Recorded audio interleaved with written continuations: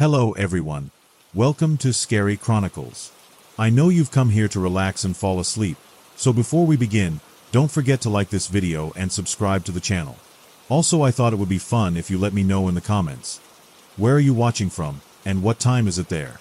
Now, get cozy, let your worries fade, and let's begin. Story number 1. When my grandfather passed away during an early winter, my family scrambled to rid the house of his belongings before the first major storm. The asphalt shingle roof of his one-story home was collapsing inward after years of neglect, and most of the windows were boarded up with cheap plywood. Instead of paying for the repairs, my parents decided to leave the fate of the quaint brick abode up to Mother Nature. It was the first time we had visited since they relocated my grandfather to a nursing home, but the place somehow looked the same as when he lived there. We found the house stocked with canned goods, furniture, machine parts and magazines that he had accumulated over the years, along with manila folders filled with receipts and tax returns. After a week of boxing and disposing, only the floorboards remained. "I don't get why you're filming this," my girlfriend Sasha said as we entered what was the living room, carrying 2 cardboard boxes. "I mean, there's nothing left, not even that stray tabby that he used to feed." "Groucho," I replied with a slight laugh. I held my smartphone horizontal to the plaster wall and zoomed in on the floral wallpaper. "I doubt he's alive anymore, and I don't know. It's kind of nice to imagine the way things looked when my grandparents first moved in." "I guess so, but are you really going to put it on your channel?" "Maybe. It is abandoned, and we haven't uploaded anything in a while." "Yeah, okay, Sasha exhaled and bit her lower lip, placing the boxes by the doorway to the kitchen area. "He bought this place with the money he received from the GI Bill, right?" "He sure did." "Hey, do you think we can do a segment on the Nike missile site? It's only about a mile away from here. The military built it back in the 50s and dashed." "Jordan," she said, placing a firm hand on my waist. "I hate to burst your bubble, but I don't really care." "Not today. I'm sorry. I have class early tomorrow, and your parents just want us to pick up the stuff that's lying around. Grad school is taking over your life lately. Do you even want to make another video?" She shrugged and sauntered into the adjacent room. Apart from the vinyl floor tiles and storage closet, the kitchen looked unrecognizable. Not even an imprint of the stove, furniture, or cupboard remained. As Sasha opened the closet door, she signaled me toward a crumpled newspaper clipping that lay on the middle shelf next to a dusty can of Spam. Sasha carefully unraveled the paper, revealing 3 black and white images of hunters with captions sprawled underneath. In one of the images, a group of men wearing wool pants and red checkered jackets posed against a forest backdrop. The image underneath depicted a man aiming his rifle at a cat-like creature that stood on a dirt mound with pointed triangular ears and an arched back. "Don Wakefield takes aim at the dreaded Gilewakis. I didn't know your grandfather was a hunter. Look at that thing. It's so hideous that it's sort of adorable. I don't know about those eyes though. I've never heard of a dash. I think it's pronounced Glowakis. At least that's how I read the name on an urban legend website once. I had no idea that it was actually a thing though." Sasha adjusted her braided brown hair and flipped the paper over. The words, "Local hunters search for a livestock killing beast," preceded a brief blurb about my grandfather and fellow hunters chasing after a creature they called the Glowakis. The author dismissed the idea as hogwash and suggested that the so-called dreaded Glowakis was a fisher cat, marten, or another animal of a similar stature. The locals apparently dismissed the men too, but were concerned about their livestock and pets being attacked. "Well, at least the story is somewhat legit, unlike that insane asylum you dragged me to. Are you actually disappointed by this?" "Maybe a little," I said, scratching my elbow. "I always saw him as a cranky old man who thought the government was going to take his guns. Now, he's a cranky old man who didn't know the difference between a monster and a common fisher cat. Then again, it doesn't really look like one." I placed the article and my phone in the pocket of my bomber jacket and continued to search the remaining rooms.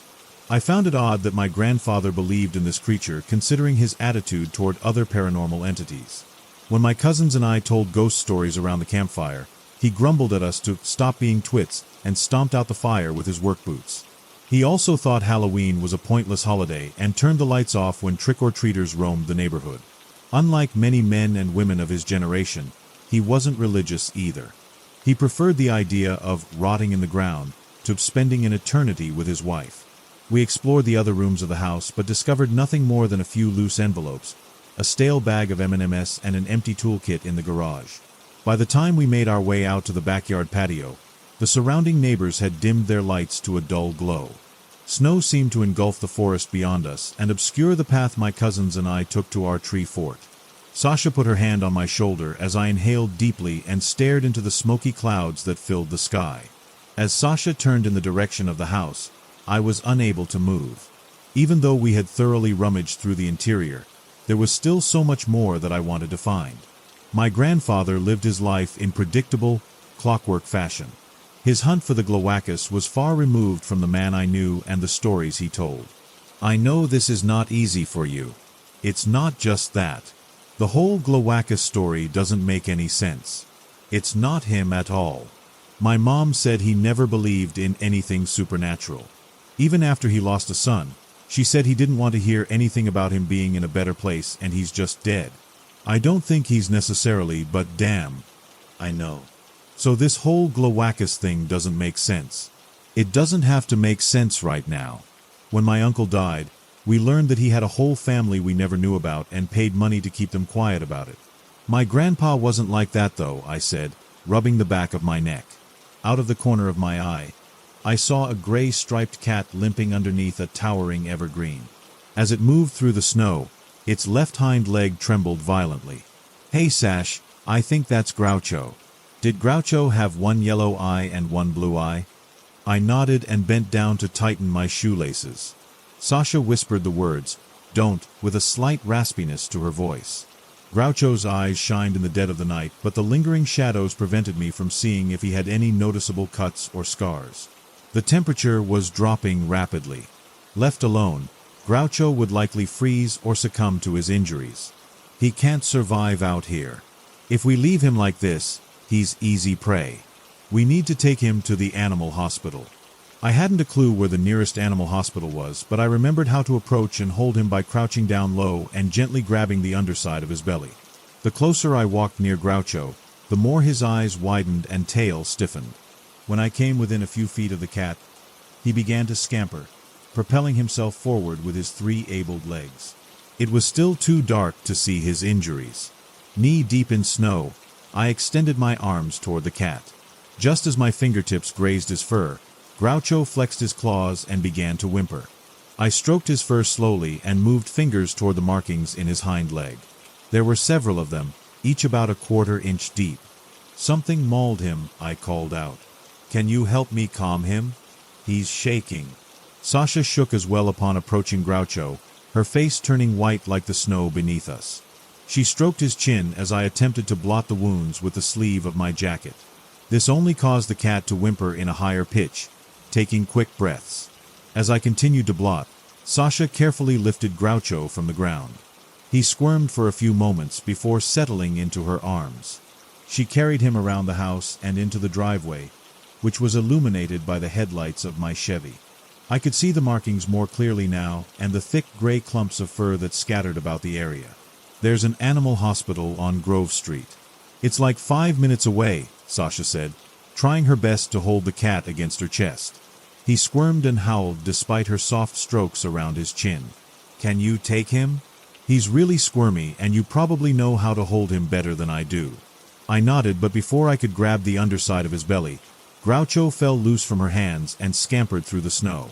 He had learned to run with a limp, his 3 abled legs carrying him swiftly back toward the evergreens.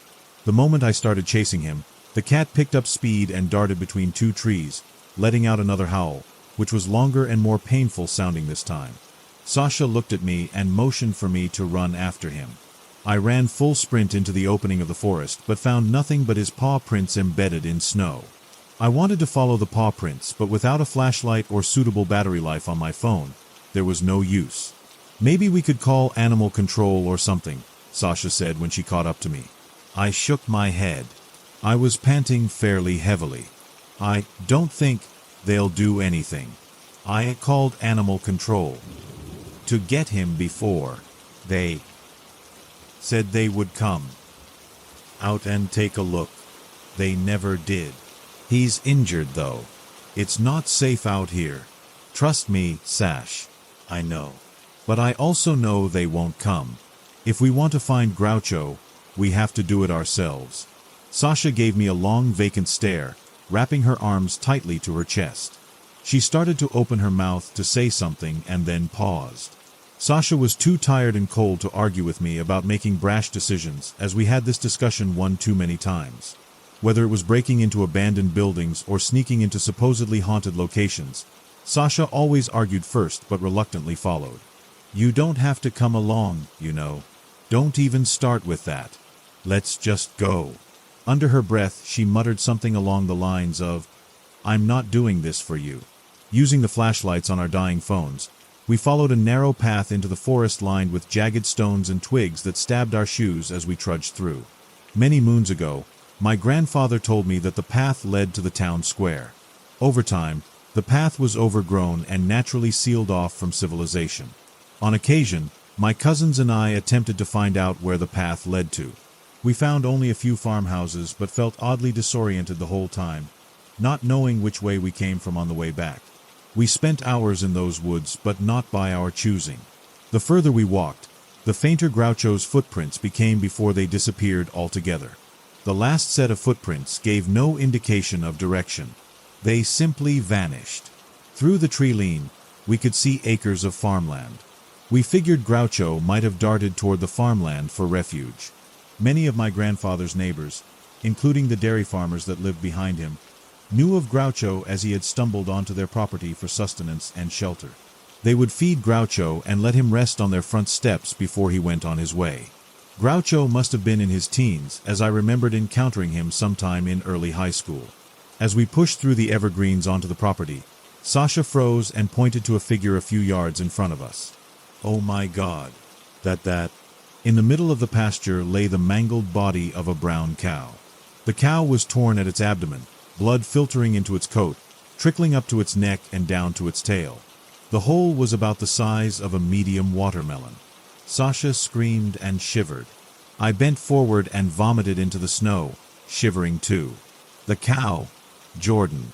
Oh my God, she said, still pointing, ugly tears drenching her face. Sasha started walking toward the cow and I grabbed her by the waist. Don't approach it. We don't know if what attacked it was around here.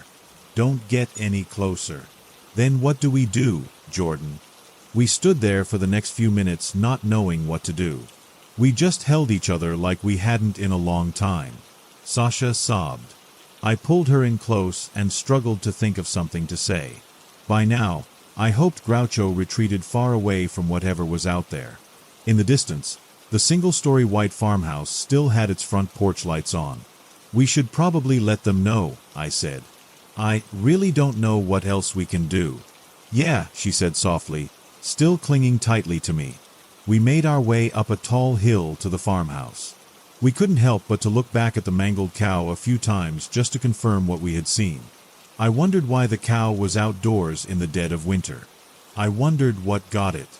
The description of the livestock killing beast from the newspaper clipping crossed my mind, but it seemed too coincidental. I wanted badly to say out loud what I was thinking, but looking at Sasha's pale complexion, I knew it wasn't the time or place. Once my roommate and best friend Zach told me that I let what I read about influence my thinking too much. Sasha made the same observation. They weren't wrong. I once thought my apartment was haunted after watching several hours of a ghost hunting show. I wanted to believe in the supernatural more than I ever had evidence for it. Still, I couldn't help but think of that cat-like creature with the pointed ears tearing at the cow's flesh and Groucho's leg. If my grandfather, a lifelong skeptic, went after the creature with an entire squad, there had to be something to it. When we reached the farmhouse, Sasha was still pale and shaking. I was too. On the front steps of the house, I hesitated to press the doorbell, scanning the area for any sight of Groucho or another cow. When I finally pressed it, a few moments passed before a meaty arm opened the door. The man who opened it towered over the two of us, wearing blue jeans and a white t-shirt that barely fit his massive figure. The man stood there, arms folded, and blinked a few times. I'm sorry to bother you, sir. I knew by the tone of my own voice that I would fumble over my words. We were looking for our cat. And Well, it's not our cat but a cat we used to know, and we saw one of your cows through the woods and... What the hell were you doing on my property? He said coldly, still blinking as if he was trying to wake up. Wait, aren't you Don's grandson? I stared blankly at him and nodded.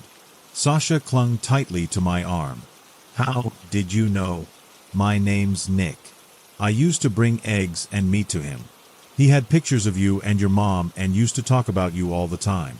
But what the hell are you doing here, and what are you doing out this late? We were following Groucho. What the hell's a Groucho? Do you remember that stray cat that used to visit him? Maybe. He used to come around, and my grandpa used to feed him. He came around tonight and he was injured. His leg was mauled or something. We tried to help him and ended up chasing him here. The man grunted and took a few steps out onto his porch. Then, staring into the distance, his eyes widened. I could see the color drain from his large forehead. With his fists clenched and veins pulsating in his neck, he started down the hill. We looked at each other, trembling too, and followed. When he reached the carcass, he bent over it and glared for what seemed like an eternity. The longer he stared, the more color drained from his forehead. We stood a careful distance away from him and the cow. This is not the first time. He spoke in a gruff, almost whispery voice. My cows were attacked a year ago, but not like this. What did it? When Sasha asked this in the same tone, the man turned to look at her, gave her a half smile and sighed. I'm so sorry this happened to you. There are coyotes and wolves out here, sometimes bears. Could have been anything, really. It's my fault, though, for not letting all the cows in. What about the Glowacus? These words escaped my mouth without much forethought. They were on the tip of my tongue. Sasha nudged me in the rib cage when I said this. I'm sorry. The man contorted his lips and then let out a hearty laugh to our surprise. I haven't heard that one in years. I'm surprised your grandpa told you that old tale. He wasn't too proud of it. He didn't. We found an old article about him. How did you dash?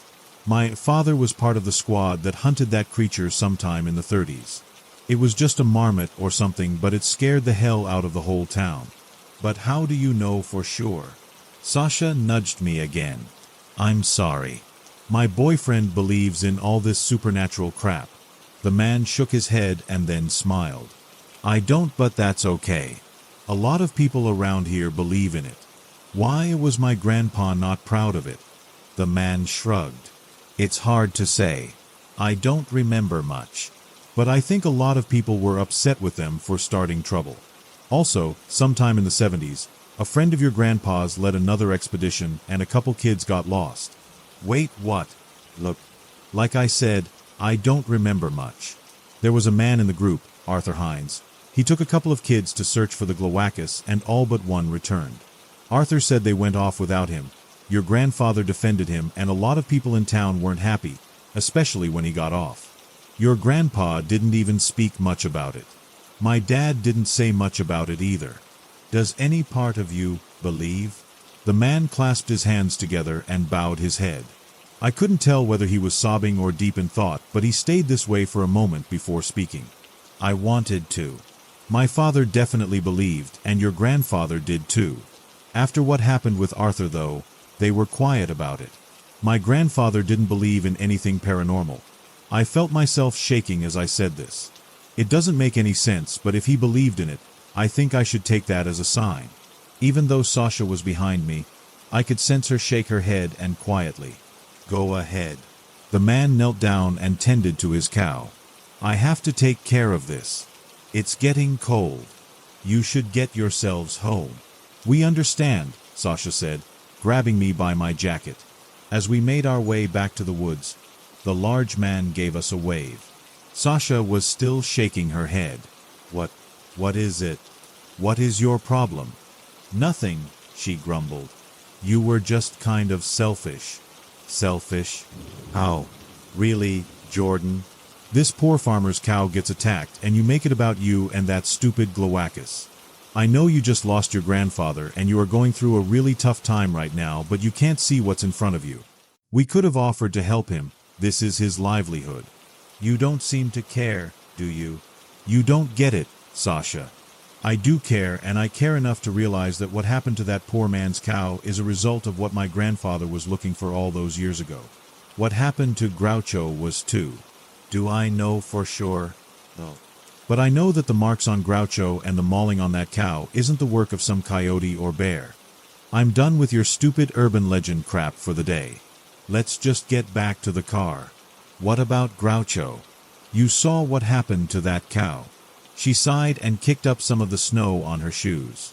Groucho is the only happy thing I have left to remember my grandfather by. That can't be true. It is true. If he dies, I feel like I am losing that last memory of my grandfather. We stood in silence together and struggled to find our words. A miserable breeze passed through us. We shivered and stared ahead at the long path ahead of us. Further down the path, we couldn't see any lingering lights from nearby houses. The path ahead was consumed by darkness. I stared into Sasha's honey brown eyes for a long while before she whispered the words, "Okay," and started down the path. I grabbed the back of her shoulder. She stopped, looked up at me and smiled. Then, she placed a cold, trembling hand in mine. "You know I don't want to take anything away from you, right?" "I know. It just always seems to get like this with you. Every trip we go on, every abandoned place we enter, every moment you interpret as a ghost or an orb on your phone, you're so invested, and I wish I could be.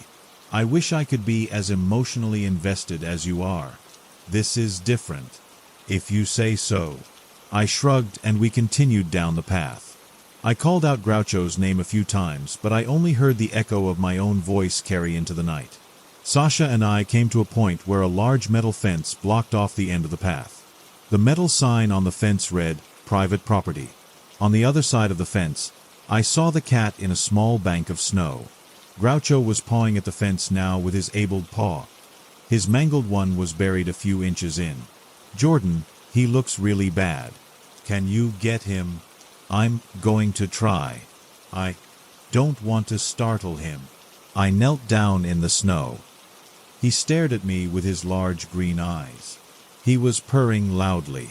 I didn't know if he was purring because he was happy to see me, hurt, or a little bit of both. I poked my fingers through a small hole in the fence and touched the pink beans on his paws. He didn't move. He rubbed his cheeks against the fence. "I'm not going to let anything happen to you. Okay, boy." It was a promise I didn't know if I could keep, but at that moment, I didn't care. "Sasha, come to where I am and pet him. I'm going to try and climb the fence." Sasha nodded. She knelt down to where I was and poked 2 fingers through the fence. With my eyes on the small cat, I stuck my fingers through the rings in the fence and began to climb. Though it stood only 4 feet from the ground, I made sure to climb slowly as Groucho started to rub his cheeks against Sasha's fingers, tilting his head and closing his eyes. As I launched myself over the fence, I heard something howl in the distance, only it was more like a screech than a howl. Groucho, eyes widened, tail puffy and enlarged, darted to the right of the fence into the woods. "You have to climb the fence, Sasha. We have to find him." "Jordan, it sounds like a coyote. We could get hurt." I was convinced it wasn't. I knew arguing with Sasha would be pointless though, so I gestured for her to climb over. From the pocket of my jeans, I pulled out a black switchblade. I turned the knob on the handle, revealing the blade. Sasha groaned and shook her head. "Oh God, why do you have a switchblade on you? You've been dating me for how many years?" "I've had it since I was an Eagle Scout." "Too many, apparently," she mumbled. "Do you think you're going to defend yourself against a coyote with a switchblade? Groucho's clearly fast and good at hiding. We can go tomorrow. He might be dead tomorrow. And that's not a... Forget it. Just climb over the fence." Reluctantly, Sasha climbed the fence. As she jumped, she tore part of the jacket on the jagged fence rings. I managed to grab a hold of her waist, but her weight combined with the force by which she fell forced us into a snowbank. The snow engulfed us. Before I could ask Sasha if she was okay, we heard the awful screeching reverberate through the forest. "It's a coyote, Jordan," she said, standing up and brushing snow from her body. "Haven't you heard a coyote cry before?" "Yes. But this is worse. Much worse." We heard the screech again, a screech so awful it sliced my eardrums and churned my stomach. The screech, wherever it came from, whatever it came from, sounded like the screams of someone being tortured over and over again. This screech put the cries of a coyote on the same level as a kitten's meow. What followed the screech was a combination of howling and hissing. "It's Groucho. Jordan," with my knife still wielded, I darted into the forest, not knowing or caring at that moment if Sasha was following me. As I ran, I forced myself through razor pine leaves, over serrated stones that stabbed my sneakers. When my body hit a branch, I felt myself fall into the darkness and tumble down a long hill. I tried to tuck my body, but the stones and fallen branches penetrated every inch of me on the way down. Halfway through my fall, I heard what sounded like Sasha's screams, or maybe the creature's screams. Then, my body came to a hard stop against something solid. My whole body aching, I looked up at a stone, cracked bird bath that marked the property of a small brick house covered in moss. The house looked like it had been unoccupied for years. The windows had no blinds and reflected the total blackness from within. I brushed myself off and looked up toward the hill where I could see only rows of trees. I patted both pockets, realizing I had dropped my phone somewhere on the hill. I could no longer hear anything beyond a cool breeze and some rummaging in the woods above. I had to find a way to call Sasha. I had no idea how far I had fallen or in which direction. I scanned the area to see if there were any other houses nearby. The brick house, however, was only surrounded by woods. As I ran toward the front of the house, the snow drenched my feet up to my ankles, which throbbed and felt like metal weights dragging me down with every step. To the right of the house, I saw a small figure standing with its back against the wall, looming in the shadows. Reluctantly, I stepped closer to see a dark-skinned boy wrapped in a wool coat wearing a red ski cap. He looked no more than 8 or 9. I glanced at the windows above the boy. They were filled with even more blackness than the others. The boy titled his head in the opposite direction of me. His back was stiff. His hands were stiffer. His large brown eyes fixed on that spot in the distance and never wavered. He must have heard me because he put a finger to his lips. "Can I daft? You'll scare it," he whispered, his voice small and trilly. "Scare what?" I knelt down to his level and lowered my voice. "What am I going to scare?" "I forgot the name of it," he murmured, eyes still fixed on that spot in the distance. "Who told you about it?" "The man I am here with." "What's his name?" I didn't have time to process what was happening in front of me. My first instinct was to protect the boy. I didn't know what I was protecting the boy from or from whom, but something told me he wasn't supposed to be there and he wasn't safe. "Sure. What's his name?" I whispered. "I forgot that too. Are you okay?" The boy looked down. I put an arm on his tiny shoulder. After a long time, he shook his head. Forgetting that I didn't have my phone on me, I tapped my pocket and swore under my breath. The boy smirked. "What's your name?" I asked again. "Did he take you here?" Silence. I gripped the switchblade from inside my pocket and looked over his shoulder at whatever he expected to come toward us. I couldn't leave him alone, but I didn't know what I could say to make him move. So, I stared at the boy and continued making conversation. "Did he tell you about the Glowacus?" "Yes," he said softly. The boy was breathing very heavily now. I was too. With 2 hands on his shoulders, I guided his body toward me. He didn't resist. He didn't look at me, though. His eyes were fixed on the snow. As interested as I was in what the boy would have to say about the Glowacus, the words, "He shouldn't be here," played over and over again in my mind. The reality of the 8-year-old boy alone in the dead of the night and an old kidnapper made me absolutely nauseous and spiked my adrenaline. I was not going to leave his side. "I know you don't know me," I whispered. With these words, he looked up. "But you are not safe here. My name is Jordan. My girlfriend and I were looking for a cat tonight. I got lost and I found you. We can bring you daft." He shushed me again and crouched low to the ground as the window to the house slammed open. I crouched low with him too and held onto him tightly. Clutching the blade in my pocket, I whispered for the boy to stay low as I rose to my feet. When I sprang up, the window slammed shut again. "He knows you are here," the boy whispered from his crouched position. He said, "I got to look for it alone or it will get me." "Listen to me," I said softly but firmly. "We are going to run as fast as we can toward those woods." "That's where it comes from," the boy said. He told me not to move. I swore again under my breath. This time he did not smirk. He did not move. At that moment, the house lights flickered on. "We are going to run, okay?" He nodded and bit his lip. I grabbed his tiny hand, which was frigid. At that moment, I thought about running to the road but wasn't certain where the road would lead to. I also wasn't certain that I could handle running full speed with an 8-year-old in the snow, up a hill. When we started running, he tripped into the snow. "Where do you think you are going with my friend?" said a voice that carried from the house. The voice belonged to that of an elderly man but seemed otherworldly the way it croaked and echoed. "Peter, don't go with that man. It's not safe in the woods." Mortified, I reared my head to see an elderly man standing on the brick patio in front of the home. He was too far away to discern any facial features other than a round, bald head, but close enough to see the frail outline of his skeletal figure draped in an oversized plaid shirt and black dockers. His body was so tiny that the wind could blow it away at any moment. Yet he stood there menacingly, his sagging lips curling into a smile. "My name is not Peter," the boy suddenly screamed, bouncing up from the snow. He grabbed tightly onto his arm, squinting. I pulled out the switchblade from my pocket and flicked the blade upward. "There is no need to do that," his voice cried. Then, his cry morphed into a menacing whisper that carried just as clearly. "Now, let my friend Peter go." "My name is not Peter," he shouted again. "It is Jonah, and you know it. This is what is going to happen." I felt my words and entire body tremble as I spoke.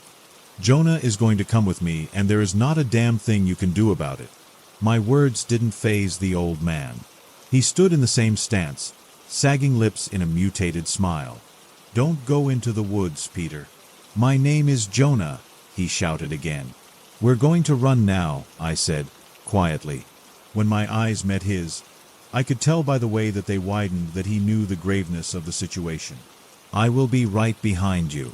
As Jonah ran toward the opening in the woods, I stared back toward the house, my knife still drawn.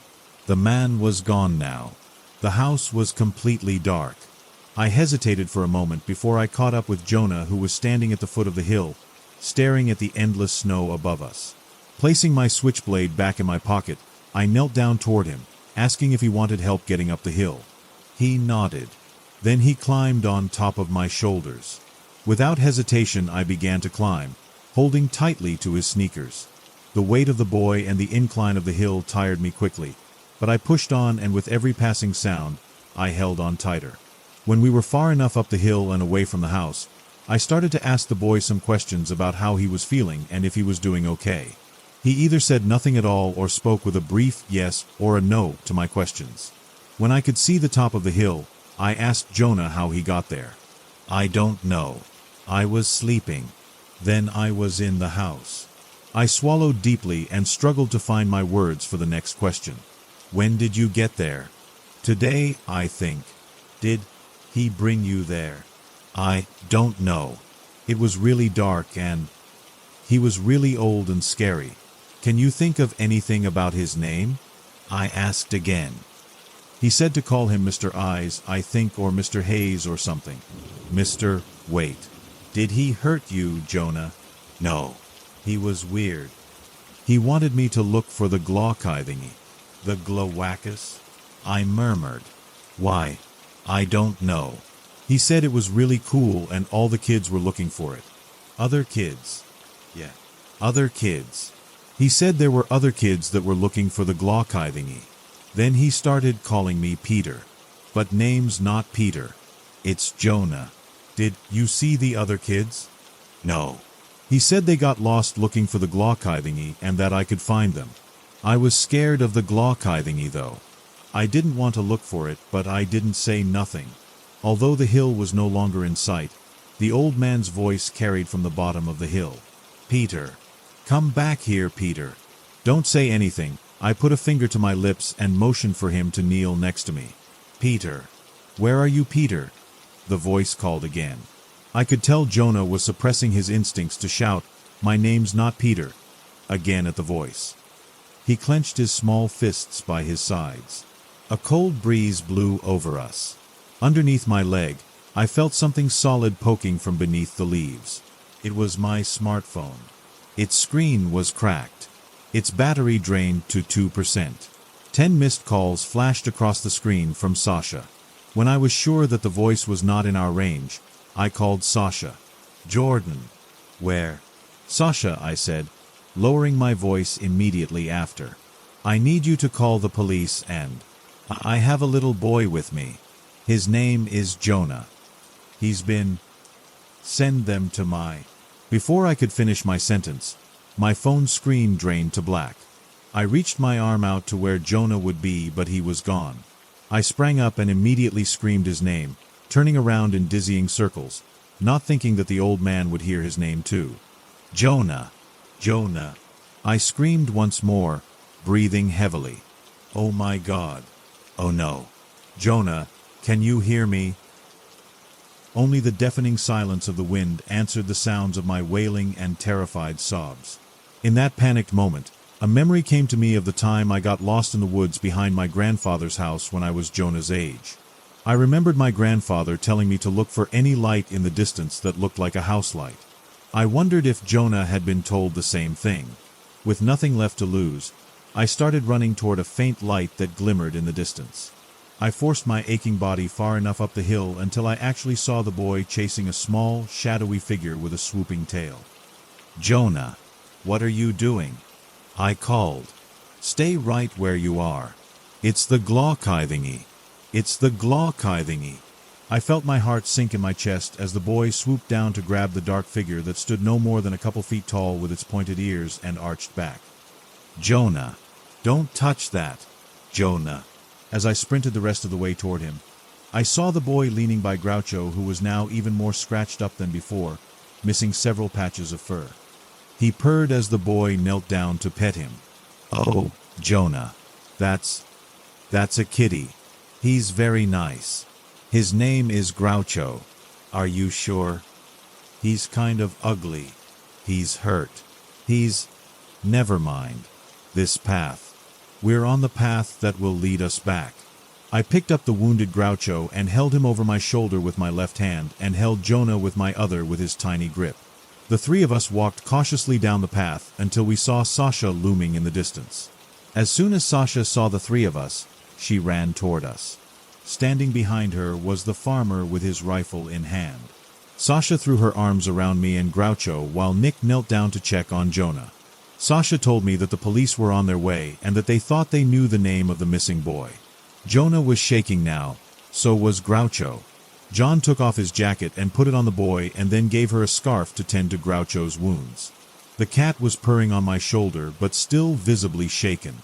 "Is your name Jonah Williams?" Nick asked the boy softly. The boy nodded and turned to us. There was an Amber Alert out for him about a month ago. I don't know how he got all the way from Windsor. "Jonah, do you know who took you?" The boy shook his head. "His name is Mr. Eyes." Nick's face drained to a ghostly white. "Do you mean Mr. Hines?" The boy nodded. "I thought he was," I said. "Oh my God," Sasha whispered. "He called me Peter, but my name's not Peter. It's Jonah." "Is there anyone in your family named Peter?" Nick asked. The boy shook his head. "How about Pete?" Nick said after a moment. "I think I got a Grandpa Pete." The three of us exchanged the same wide-eyed look. "Does your grandpa have the last name?" Jonah nodded. Pete was the only one who made it back from Arthur Hines' trip. He looked just like his grandson. He never said anything about what happened. The police couldn't get anything out of him, so Arthur got off. Nick couldn't say anything more before a swarm of police officers stormed our way with flickering flashlights. There were well over a dozen of them and a few armed SWAT team members as well. A red-headed female officer escorted Jonah down the path. A male police officer asked the three of us to come with him. In no time, the path behind my grandfather's house was full of police activity and German shepherds barking in the distance. As we came within eyesight of the house, we saw squad cars line the street as well as several news crew trucks. Time moved in images too rapidly for me to process, and by the looks of Sasha and Nick, it seemed the same for them as well. The three of us waited for the officer by my grandfather's house, but he hurried back into the woods at the call of his name. In the driveway, the female officer let go of Jonah as he rushed into the arms of a man with long dreadlocks and a woman in a puffy brown coat. The family hugged and cried as a wintry mix fell over them. I stroked Groucho gently while Sasha wrapped an arm around my waist. We watched the police's futile attempt to keep the news crew at bay by drawing caution tape over the end of the driveway. We stood in silence while the crew pushed their way toward the family. Shouts and barks echoed increasingly louder. "So Pete never said anything?" I asked after a very long time. "Not a thing," Nick said. "Who knows what that old creep did to him? Who knows what he saw?" For the rest of night, one moment blurred into another, from the hour worth of questioning back at the station to the hour after waiting at the animal hospital for Groucho to be stitched up. For most of those moments, we were silent. For the moments that we weren't, we listened to Nick's stories of my grandfather and what little he knew about Arthur Hines. Arthur was the one who led my grandfather on the expedition all those years ago to find the dreaded Glowacus. Arthur was the one to convince him what they saw was really it. He was my grandfather's right-hand man, and my grandfather trusted him to a fault. What happened to the children was a shame too great for my grandfather to carry, a shame he never spoke of again. After our 15 minutes of local news fame, we barely spoke about it either. The officers never found Arthur Hines that night or the house he lived in, despite the pleas from us and the Williams family to keep looking in the area. After a couple more months, they stopped looking altogether. The news coverage of the investigation died with the case file. We ended up giving Groucho to the family once he had fully healed. It provided them with a brief happiness seeing their son happy, but eventually, that happiness had turned to bitterness when the public and authorities forgot about the case altogether. Eventually, they stopped returning our phone calls and social media messages. Sasha and I didn't blame them for it. We were just sad there was nothing more that we could do. Our shared sadness carried through the spring until one day we received a phone call from Nick that he had found something on his farm. I woke up to screaming last night. These were awful coyote-like screams, even worse followed by chewing noises. They came from the path. "Did you find anything?" "Yeah," he said slowly. When I got there, I found a pair of bloody dentures just lying in a fist-sized paw print surrounded by a bunch of half-foot prints from a boot or something. It was the weirdest thing. It was like someone fell there. But there was nothing else or no one there except a few loose strands of white hair. Story number 2. Never get a hole-in-one at a mini-golf course. Trust me, the risk is not worth the fleeting sense of accomplishment. Let's be real. You probably got one on accident, anyway, so any pride you'd feel is underserved. At Putthead's Mini-Golf and Arcade, getting a hole-in-one on the 18th hole earned you a free game. It was a gimmick that everyone tried for. Even if your family was completely sick of the looping kiddie music playing over the rusted speakers and everyone was infighting by the end, they still tried for the hole-in-one. Free is free. When I was a kid, I got a hole-in-one at the local mini-golf course. I felt like a celebrity when one of the barely there staffers rang a bell and everyone gave light, forced applause. Obviously, I had only swung randomly. As it just so happens, what amounted to nothing more than a sugar-fueled arm spasm turned out to be the perfect shot. The next time I did it, I was drunk. That evening, my scrubby friends and I couldn't think of anything more interesting to do than make an embarrassing scene at the local mini-course. I lined up the shot, taking way too long, readjusted my position over and over again as the players behind our group look on in annoyance. With a completely overzealous swing, I sent the ball clacking off of wood and metal, sure it would hit someone in the face. The bell rang, very sparse clapping sounded, and when I checked, I found the ball in the hole. I was as shocked as anyone else. I was with some of those same friends when we heard not really that tragic news. After decades of operation, Puttheads was closing down for good. Items belonging to the course would be put up for auction. Everything from the clubs, to the arcade machines, to the giant plywood and fiberglass obstacles that stood between innocent children and the most meaningless form of success. The owner had declared bankruptcy, citing poor attendance due to lockdowns, rising gas prices, a generation addicted to staying indoors and playing video games, you name it. Everything but the fact that nobody in their right mind cares about playing mini-golf anymore. Speaking of people not in their right mind, my friends, I decided to visit the park a final time, mainly because it would make for interesting social media posts. We also considered chipping in to buy an arcade cabinet, but a mild disagreement broke out regarding whose place it would stay at, so that was dropped pretty quickly. A couple days later, 5 of us were packed into my car and ready to enjoy our first completely sober evening of partaking in a children's park. There's a story about a playground and something untoward happening on the roundabout, but I'm not repeating it here. I was driving, with Kate in the passenger's seat. Aaron, John, and Lissa were shoulder to shoulder in the back seat. I would have expected Lissa to be complaining the most about it, since she had self-inflicted Karen reputation, but oddly enough John was the only one going on and on about how stuffy it was sitting in the middle, and how uncomfortable he was with his knees almost to his chest. I half expected him to start asking, "Are we there yet?" every 5 minutes.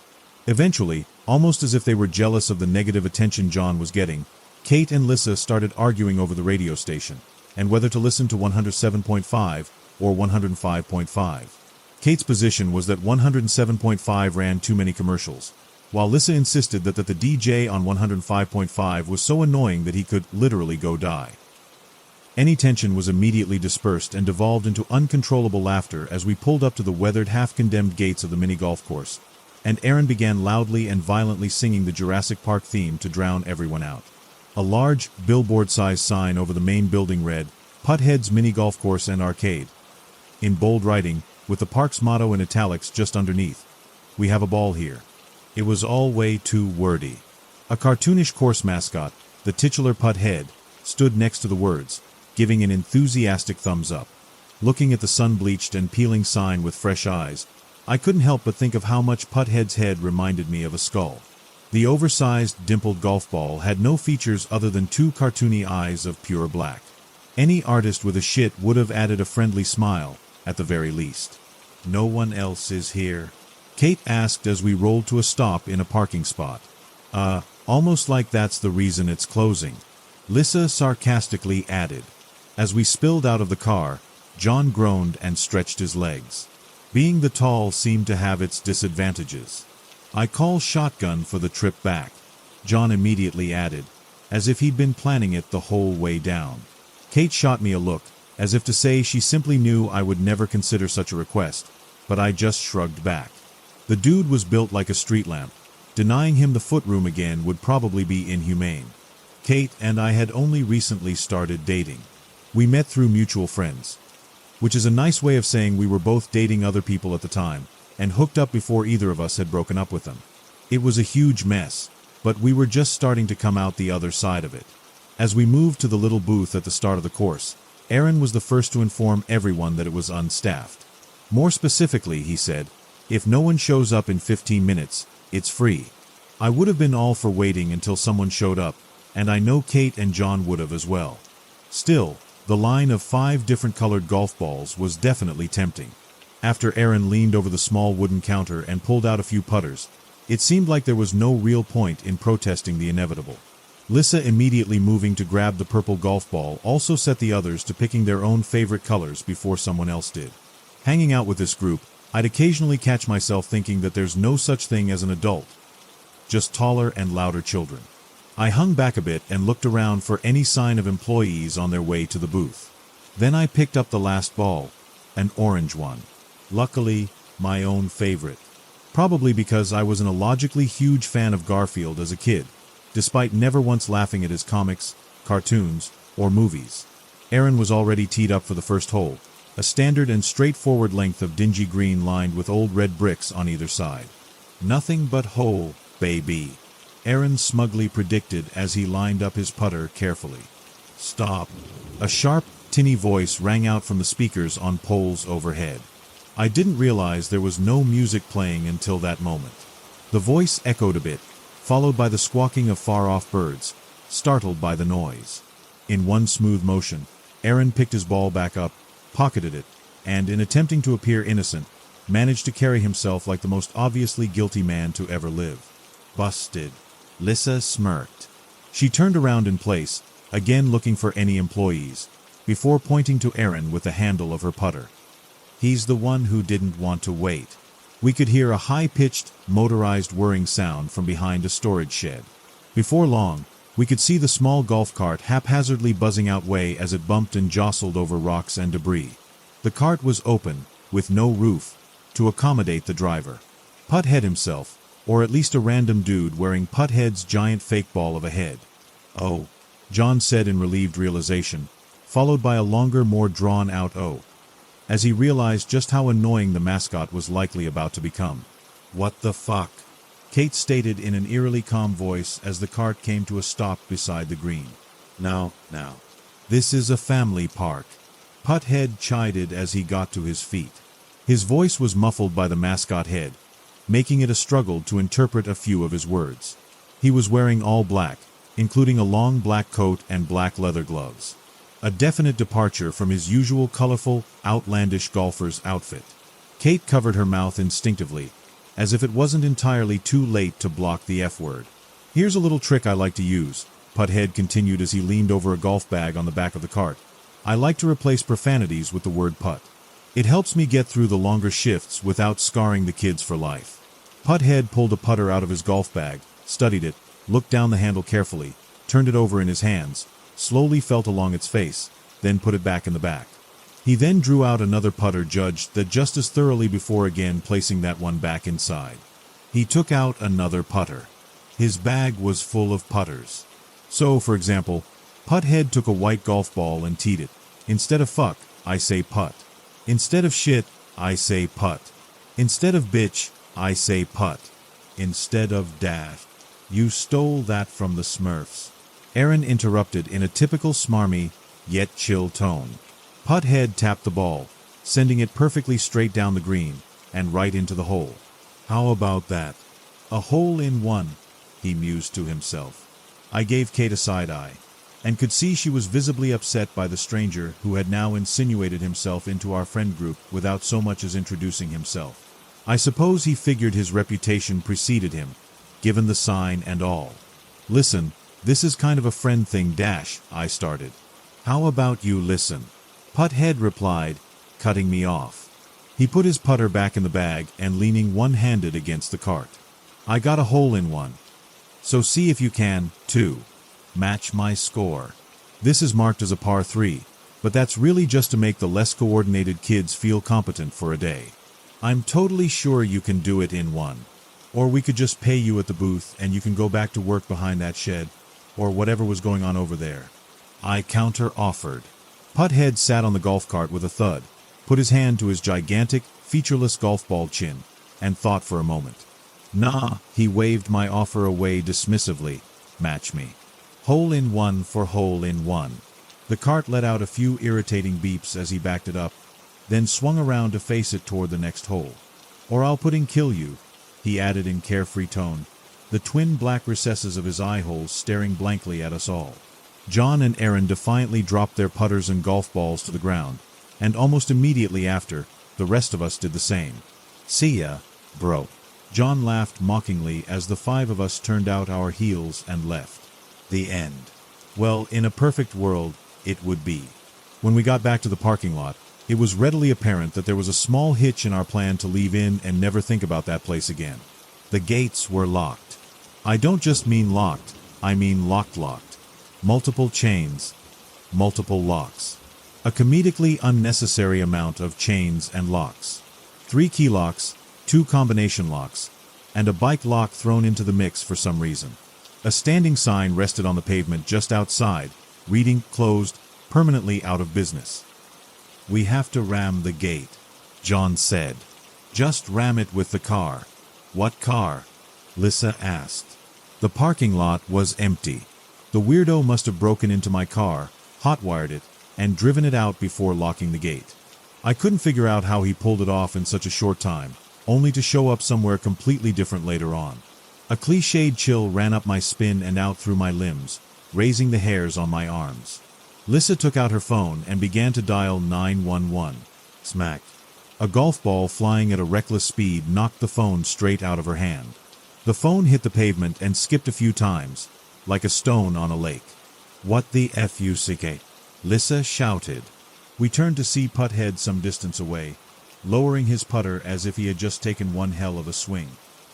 He cupped one hand to the side of where his mouth would be and called back to us. Language. It's a family park. That's it. I'm fucking him up, John said definitively. He took a few bold, angry steps toward the less-than whimsical character. In one smooth motion, Putthead dropped a golf ball and took another giant swing. Smack. John instantly doubled over as the ball hit him in the windpipe. Putthead called over again. What did you expect to happen? Kate rushed to make sure John could breathe as he choked and sucked in long, labored breaths. Aaron got him to his feet, hit him on the back several times, as if that would help. He isn't choking, Kate snapped. Oh, I thought it landed in his mouth. Aaron replied apologetically. We searched the fence line for as long as we could, with Putthead following in the background the entire way. The place was a fortress of chain-link fencing and barbed wire, entirely too much security for what was worth stealing. John was still wheezing as we plodded through the overgrown weeds, but to no avail. It was getting late, a fact that was literally highlighted by the park's evening lights slowly brightening to counteract the darkness. It's one hole, Aaron finally pointed out, and it's also hole one. How hard, John said, panting, can it be? Putthead was already waiting for us when we got back to the spot where our discarded putters were still lying in a heap. He was closer now, but was smart enough to stay out of punching range. Okay, here we go. Whatever. Lissa placed her purple ball on the tee and carelessly swacked it off the path and into the grass. I did it. Are you happy? Ooh. Putthead hissed between his unseen teeth. You needed to get a hole in one, remember? It's not what we agreed on. We didn't agree on anything, I insisted. You literally are just holding us hostage. Fine, I'll go again. Lissa huffed, stepping off the green and into the tall grass to find her ball. Ma'am, I don't think you know how golf works. Putthead called after her. The lights throughout the entire park flickered. Lissa looked back at the group, a worried expression on her face. I can't find my dad. Suddenly, she was gone, pulled down into the grass at double speed, like as she'd been pulled underwater by a shark. Lissa, Aaron called out. The rest of us followed suit, calling her name and asking if she was all right. Within seconds, we all moved to rush toward the grass, but as we did, we were met with an even more horrifying sight. Lissa crawled quickly from the grass line, sheer horror in her eyes. She let out a gut-wrenching scream as a flurry of small hands reached from behind the foliage and snagged her hair and clothing before pulling her quickly back into the darkness of the unkempt grounds. Oh shit, John shouted, finding his breath again. Unlike the rest of us, he continued to rush forward, to pull Lissa out of the grip of whatever had her. Instead, he once again fell to the ground as his feet were tripped up with a putter. I wouldn't. Putthead said as he untangled his putter from between John's ankles and shook his massive head disapprovingly. There's no point now. She's already with them. Them, Kate screamed, incredulously. Them who? What the hell was that? Oh, it's some ghosts. Putthead explained casually, taking Aaron's green ball from his trembling hand and teeing it up for him. Ghosts of children who died on the grounds of Putthead's mini-golf course and arcade. How many kids die playing mini-golf, dude? As usual, Aaron was thinking ahead of us all. You would be shocked. Putthead replied, absolutely shocked. She's with them, I demanded, my voice cracking as my throat stung from an acrid mix of anger and fear. Where? Putthead shrugged. I dunno. Do I look like an expert on dead children? Aaron took a few wobbly steps to the tee, then took in some deep breaths and found his calm. Putthead observed, absently twirling his putter between his hands like a martial arts expert spinning a ceremonial sword. Kids do this every day, Aaron said quietly. You're better than some dumb kid. Smarter. Bigger. Come on, AA, you got this. We watched in complete silence as the ball rolled almost hesitantly toward the cup. It was a straight line. Near perfect. Aaron exploded into a relieved cheer as the ball dropped into the hole. He pumped his fist in the air a few times and jumped in place. Then, he turned back to the rest of us. "I am so sorry if you die," he said, genuinely. I stepped up next. I wasn't great at golfing, but I wasn't that bad at it, either. "All right. A hole-in-one should be really easy for you." Putt-Head nodded. As I lined up the shot, he added something that froze me in place. "After all, you've done it twice before. How would he know that?" I swallowed hard and convinced myself that my chances of making the shot weren't getting any better the longer I waited. Hole-in-one. Aaron cheered again, but I just felt my shoulders slump and my knees start to give out from under me. The stress, the exhaustion after searching the property, and the dread of whatever awful fate had taken Lissa weighed heavy on me. When I looked back at Kate, I could see she was even more shaken than I was. She had a 1,000-yard stare. Her already pale skin had gone stark white. "Can I shoot for her?" I turned back to Putt-Head, who was patiently waiting for us to get our shit together. "I'll take her turn. In her place, I mean." Putt-Head gave a bitter chuckle and shook his head disapprovingly. Kate's hands were cold when I took them in mine and helped her line up the shot. It wasn't so much that I didn't trust her to make it on her own, but I knew she'd have a much better chance with my guidance. The ball bounced off the back border, drawing a gasp from everyone. Then, thankfully, it rebounded into the cup. John was the last to take his turn, and after suffering 2 sudden faceplants in one night, he definitely needed the extra time to get ready. As he walked up to the tee and set his red ball down, he shot me a cold glance. That split-second look spoke volumes. If no one else had the metaphorical balls to do anything, he would. Wham! In a flash, John had struck Putt-Head with his club, closing the distance with his long reach and the aid of the putter's full length. The resounding smack of metal on ball face jarred Kate awake. "Get him," she muttered. Surprised at myself, I was in full agreement. John struck the usually stoic mascot again and again, creating spider webs of cracks along the head surface. When Putt-Head stopped reeling backward and finally fell to the ground, John brought the head of the club down on his ribs. The fury and finality of every swing brought to mind a missing link pummeling long-dead prey. Putt-Head's limp body flopped like a rag doll with each blow. As a final touch, John jammed the club into one of the large, dark eye sockets. Nonsensically enough, blood sprayed like a geyser from the fake eye hole, drenching John. I expected Aaron to let out another cheer, but he was silent. I cleared my throat. That was kind of much. But I definitely think it had to be done. John was panting again, mixed with a smattering of self-contented laughs. "Let's just call the cops and get the hell out of here now," Kate noted, bringing some sense to the spectacle. Aaron took out his phone and began dialing. Smack. Yet another stray ball obliterated his phone, splintering the plastic casing in midair. "Language, please," a familiar voice shouted. From behind the storage shed, Putt-Head rode up on a second golf cart, buzzed right up next to the previous one, and hopped out as if he didn't have a care in the world. He walked over to John, and to the lifeless copy of himself that lay on the ground between John's feet. "I know what you're thinking," Putt-Head said as he pulled the blood-soaked putter from the duplicates. "I like King Arthur retrieving Excalibur. Isn't dropping a second ball on the green cheating?" John was flabbergasted.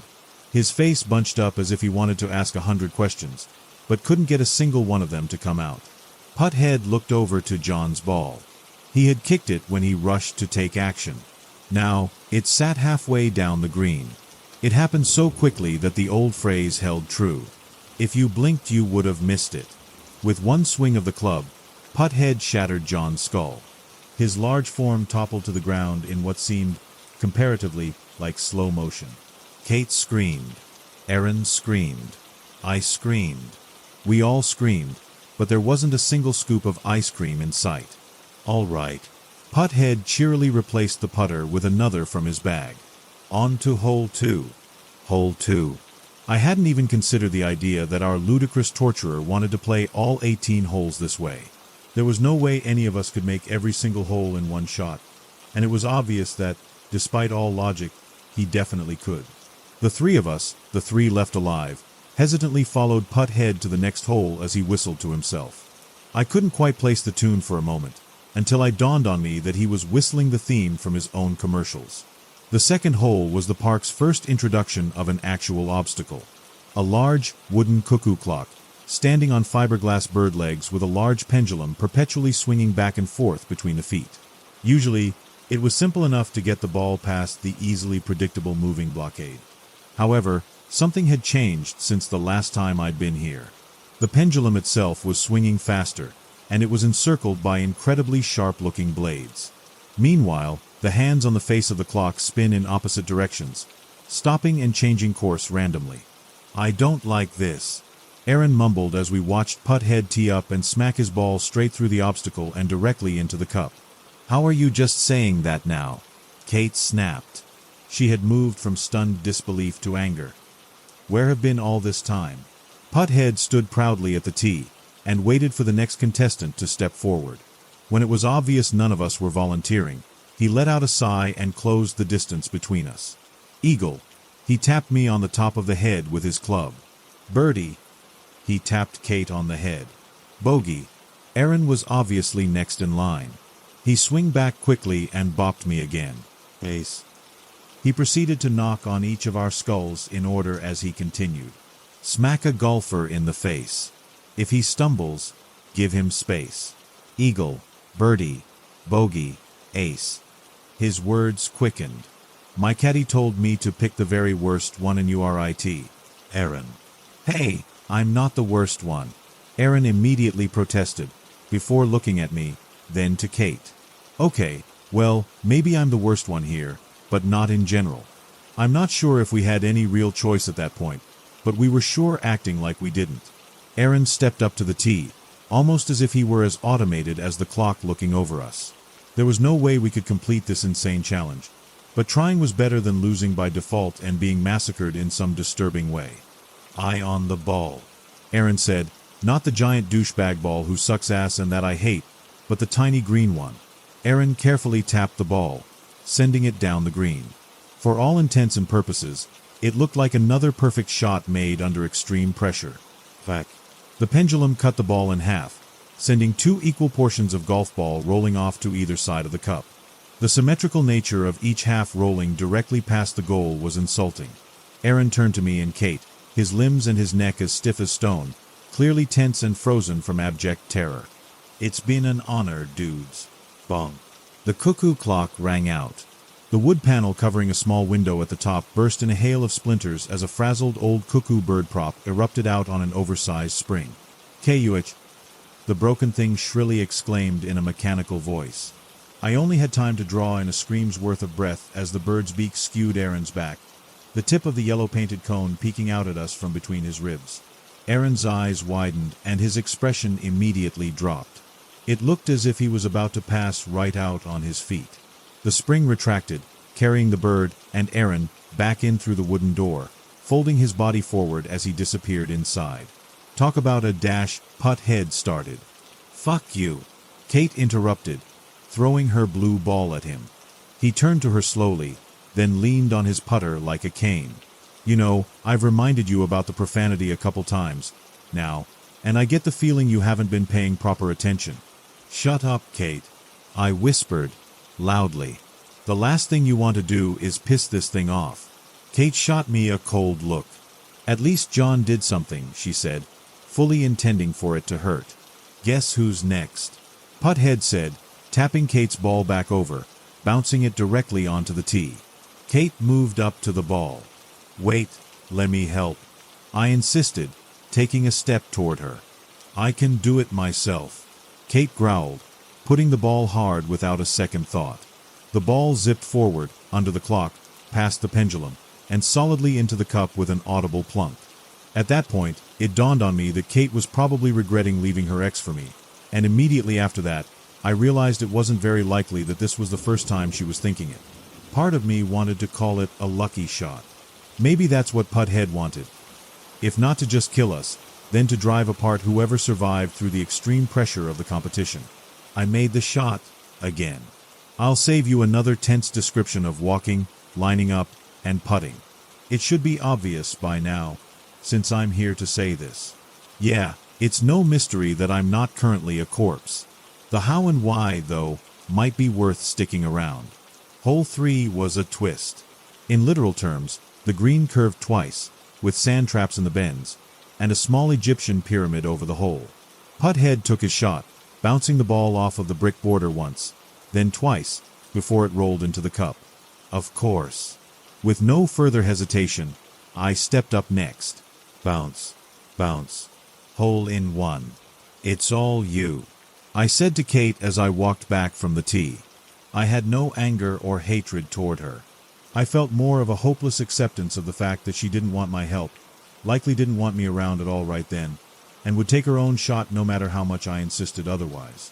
Just as carelessly as before, she swung, sending the ball into the sand right away. Kate dropped her putter, clearly surprised she had not only missed, but had missed so definitively. We waited for a moment. The wait was a lot more stressful for her, given the situation. Still, nothing happened for a span of several moments. We looked to Putthead, who looked back at us silently. I couldn't even hear any crickets. Then, he spoke up. "Get your ball." Kate looked to the sand trap, and I followed her gaze right after. Something was moving under the sand. "No," Kate replied timidly. "TSK. You know what? Rules were made to be broken. I'll give you a second shot," Putthead said, a smile audible in his tone. "Go get your ball." The thing beneath the sand squirmed and slithered, like an arm-length worm just below the surface. Just as quickly as we had seen it, it was motionless and any sign of it disappeared. "I'm not going over there," Kate insisted. "I'll get it," I stated, still not letting go of the idea I could save her. "Oh my goodness." Putthead walked over to the sand in a huff, leaned down, and scooped Kate's ball out in one smooth motion. "You try to be a nice guy, and they don't trust you. I swear, people just want to think the worst of each other these days." Kate tentatively held her hand out, a look of suspicion still readily apparent on her face. Putthead simply placed the ball in the center of her palm, then walked back to his usual position next to the green. Kate turned toward me, now in disbelief. She gave a slight smile and let out a soft chuckle. Crack. The ball broke open like an egg. A large, leech-like worm sprang out of the ball and attached to Kate's throat before she could make a sound. It was much, much too large to have been realistically contained inside the ball. A splash of blood doused her shirt as she stumbled backward, struggling against the thing as it started coiling its long body around her neck. She fell to the green, her arms splayed out limp and motionless at her sides. I just stared. "You didn't help," Putthead noted. His tone wasn't surprised or accusatory. It was just a flat statement. "She didn't want help," I said just as plainly. "That's crazy." That ball was apparently a horrible, evil devil worm egg the entire time. Putthead pointed out as he began strolling to hole 4. "What are the odds?" "Looks like it's just you and me," I noted as we stood shoulder to shoulder at the next tee. Any attempt at keeping his distance was gone. Now, as if I was the least threat of anyone there. That was a mistake. I couldn't tell the others. Not without risking our adversary hearing the truth. Putthead was so sure of himself that he went first every hole, and in doing so, showed us all the exact angle, form, and swing to score a guaranteed hole in one. I wanted to point it out to everyone, but it was too big a risk. Instead, I was quietly hoping they would pick up on it on their own. The most I could do was help Kate match Putthead's shot under the guise of the protective boyfriend physically mansplaining the game to her. "Might as well get it over with," he shrugged. "He made a hole in one. So did I." Shot for shot, hole for hole, this is how it went for 14 more holes. Hole 7 had a giant ape-like creature standing over it, its fists alternately moving to block the hole. I was sure I could hear the foundation cracking around its huge feet, as if it was ready to charge over and pummel me into a red stain. Hole 10 was at an uphill angle, with a comically inaccurate globe at the top. It immediately brought to mind Indiana Jones and the boulder. Hole 13 had a giant tarantula and an accumulation of actual cobwebs carefully positioned and ready to catch the ball. A stream of drool dripped from between its fake jaws. As we continued, Putthead grew less talkative, less fun and whimsical. He was getting frustrated. He was taking shots with no flourish, no pizzazz. Every unique way to die that we passed by seemed to magnify his disappointment. It was like watching a child in timeout stare directly at the toys he wasn't allowed to play with. Still, he never missed, and in turn that gave me what I needed to match him. Putt-Head was a broken man by the time we reached the 18th hole. "Here we are," I said in a pointedly smug tone.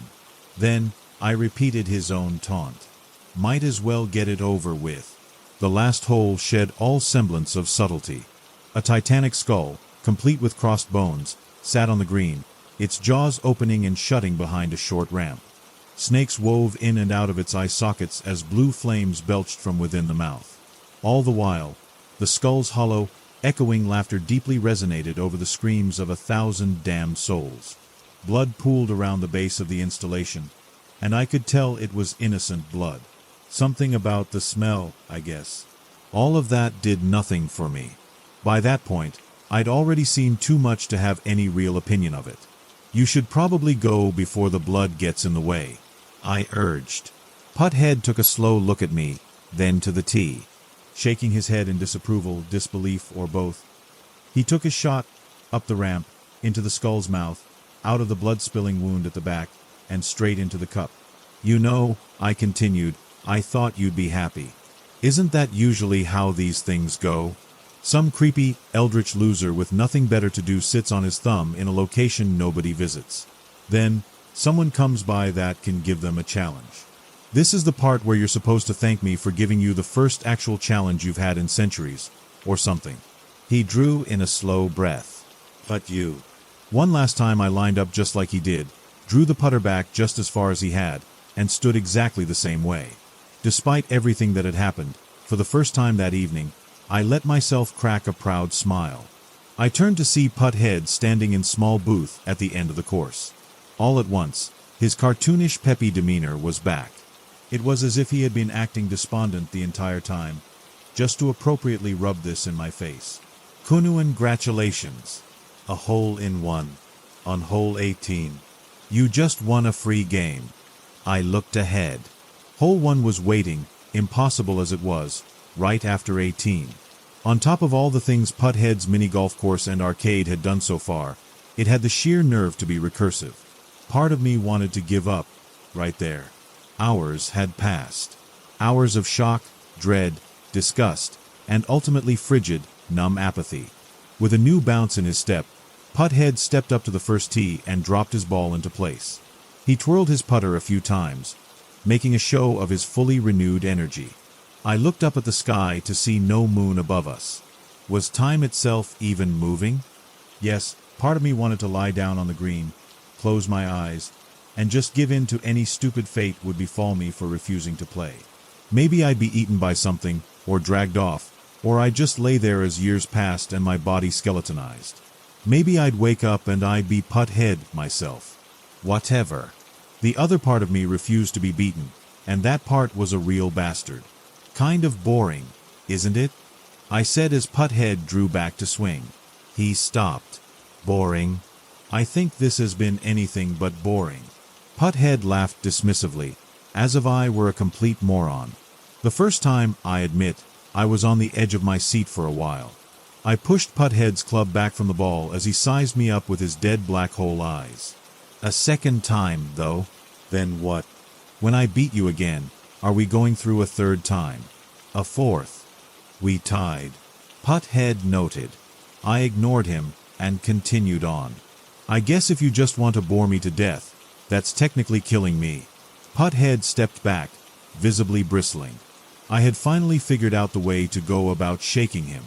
The batshit freak was legitimately annoyed at being called boring. "I'll beat you again." I arrogantly put my hand on Putt-Head's shoulder and got as much in his face as I could given its spherical nature, in the dark. "I don't even need to see to win." Putt-Head snorted, then raised his hand. Snapping his fingers, Putt-Head turned out every light in the park. "I know what you're doing," Putt-Head said, his voice slightly more imposing in the pitch blackness, where I couldn't see his silly outfit. "You're going to try running away while I can't see you. It doesn't matter. The gates are still locked. I'll consider it a forfeit." I heard the sound of his putter making contact with the ball. "I'm not going anywhere," I retorted. Taking my turn, I tapped the ball softly and started praying. "Please, anyone or anything that might be out there. I don't care what you are. Anything that's the opposite of this golf monstrosity. Please, don't let me miss." I heard Putt-Head snap his fingers again. The lights flickered and sparked back to life, dim light growing and illuminating the result. My ball, a brilliant orange color, was peeking out of the cup. His ball, white and featureless and devoid of any joy, was on the green beside it. I leaned over, squinted at his ball, and put on a real show of it. "Looks like you missed." Putt-Head was still. Scary still, as if his costume had been on a store mannequin all along. Then, the screaming started. It swelled up quietly at first, as if the scream was coming from someplace far away inside of him. It sounded like there was a pocket auditorium inside that big round head. The scream grew to ear-splitting volume as Putt-Head fell to his knees, arms outstretched. He began frantically beating himself in the head with his own putter, leaving dents and cracks. All the while, an uninterrupted, breathless shriek filled the park. Finally, he dug his hands into the freshly made holes and, with a powerful wrenching motion, twisted his head completely around with a resonating, wet snap. His body fell forward onto his stomach, rotated head staring up at the night sky. Well, I looked down at my demented captor as he lay there. Isn't that par for the course? The crickets started chirping again. When I looked back, toward hole 18, I instead found myself back at the normal beginning of the course. I walked back to my car, which had returned to its original spot, and looked to the open gates.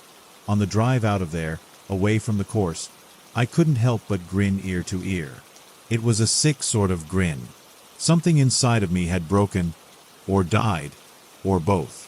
All I could think about was how clever I had been, goading Putt-Head into turning out the lights, just so I could squat down, switch our balls, and then purposefully miss on his behalf. I told the police that I dropped the gang off at the course, and then went directly home. They checked my car's GPS history, and oddly enough, the supernatural nature of the park helped me out since it appeared as if I pulled up, then left immediately. It was like the time we spent there never happened at all. They found the bodies, but nothing matched up. From what the authorities said, Kate had been shot in the throat, Aaron in the chest, John in the head, and Lissa in the abdomen. They were found behind that old supply shed, as if they had come across a drug deal or some other such illegal scenario that needed to be covered up. Testing me for gunshot residue and searching my place for any sign of weapons further vindicated me. I mean, in terms of cover-ups, it felt like the park itself was doing as much as possible to prevent too many questions from being asked. I often think about the last night I saw my friends alive, and sometimes even I would question whether or not any of it actually happened. After all, my therapist told me it didn't. She would know, right? Wrong. The next time I drove by that area, a year later, I saw them all again. Kate, Aaron, John, and Lissa, dressed in bathing suits, having a wonderful time on the new billboard sign over the recently built water park. They were all smiles as they each gave a thumbs up, similar to the one being given by the cartoon mascot at the center. A fun-loving character with an oversized beach ball for a head and two large black eyes. Beach Bob's Water Slide Park and Zip Line. We still have a ball here. Story number 3. It's almost 7. Zoya leans back in her chair, stretching her arms with heavy sighs after a 15-page essay. It's due tomorrow, so there's still time for edits, but she's been staring at her screen too long. She peeks out her bedroom window to the right. The last creeping bands of pink and orange sun grow dim across the barren treetops of the forest nearby, bleeding into the horizon beyond her corner of the suburb. The autumn air is cool and fresh, the wind is tame, and her work is done for the day. She's looking forward to her daily run. Kicking off the chair, putting her PC to sleep, and slipping into freshly laundered workout clothes and a thin jacket, Zoya gets a few more stretches in, creaking her 3-hour homework stress out of her bones. When she makes her way downstairs, her father's watching The Devil Wears Prada in the living room. He peeks over his shoulder to see her pass. "Beta, why you are running? It's cold. Forget it today." Zoya's already near the door, putting her headphones in. "I have a jacket. Get bigger one, it's too small." He gestures with disdain at her garb with his entire arm. You will freeze. Listen to me. Listen to your father. I never disobey my father when I'm your age. Nah. I'm not gonna freeze. Relax. Zoya glances at the coffee table. A bowl of potato chips. And aren't you supposed to be watching your cholesterol? Her father smirks. You don't listen to me. I don't listen to you. See how it feels? Yeah. She sighs. That's your last bowl. I'm throwing all the chips out when I get back. I'll buy more, he snaps, mouth full and munching. Bye. She waves at him as she steps through her door, music kicking in and shutting out his final protests. And from the second her feet touch the sidewalk next to their driveway, she breaks into a brisk jog, matching her steps with the beat of Snakes by Paris. The neighborhood is still awake, readying for Halloween as the end of October creeps closer. Zoya nods at a few of them who smile back, regular interactions on her runs to the nearby forest trail. The sun has set, but the sky's ethereal blue glow still sets the evening alight, the final curtain call before the impending pitch black of a cloudy night. Street lights start coming to life as she runs, orange lamps blinking awake and washing the streets in their signature dreary warm glow. The wind is chilly, but she doesn't mind. The running keeps her warm. She passes the last house on her street and takes a right, approaching the entrance to the trail. And in a few seconds, like every evening before, she steps off the curb and onto a winding dirt path, flanked by grass and dark, naked trees on both sides. Though music blares in her ears, the woods around her are quieter than they should be. She'd know this if she would simply take her earbuds out. She would notice the birds, or lack thereof. Their chirping cacophony is replaced by still silence today. No squirrels skirting across the path like she often sees. She'd notice the strange feel of the air, dense and humid among the trees despite the time of year, if she wasn't already sweating from her quickening pace, her breath sharp and hot in her lungs. Maybe it's the overwhelming denseness of the air, or the compounding oddness of the forest tonight, but Zoya, through the beats of her playlist and the pounding rush of blood, still catches on to a prevailing sense of unease. She slows her run to a brisk walk, panting, coughing a bit, not something she's used to at all, given how often she runs. She usually doesn't start slowing down until the end of the forest trail, which is at least 15 minutes away if she picks up her pace again. After a few calming, heavy breaths, Zoya takes her headphones out. Her ears feel stuffy, the music obtrusive and loud. Also not sensations she's used to at all. But maybe the most unnerving thing about tonight is something Zoya hasn't yet noticed.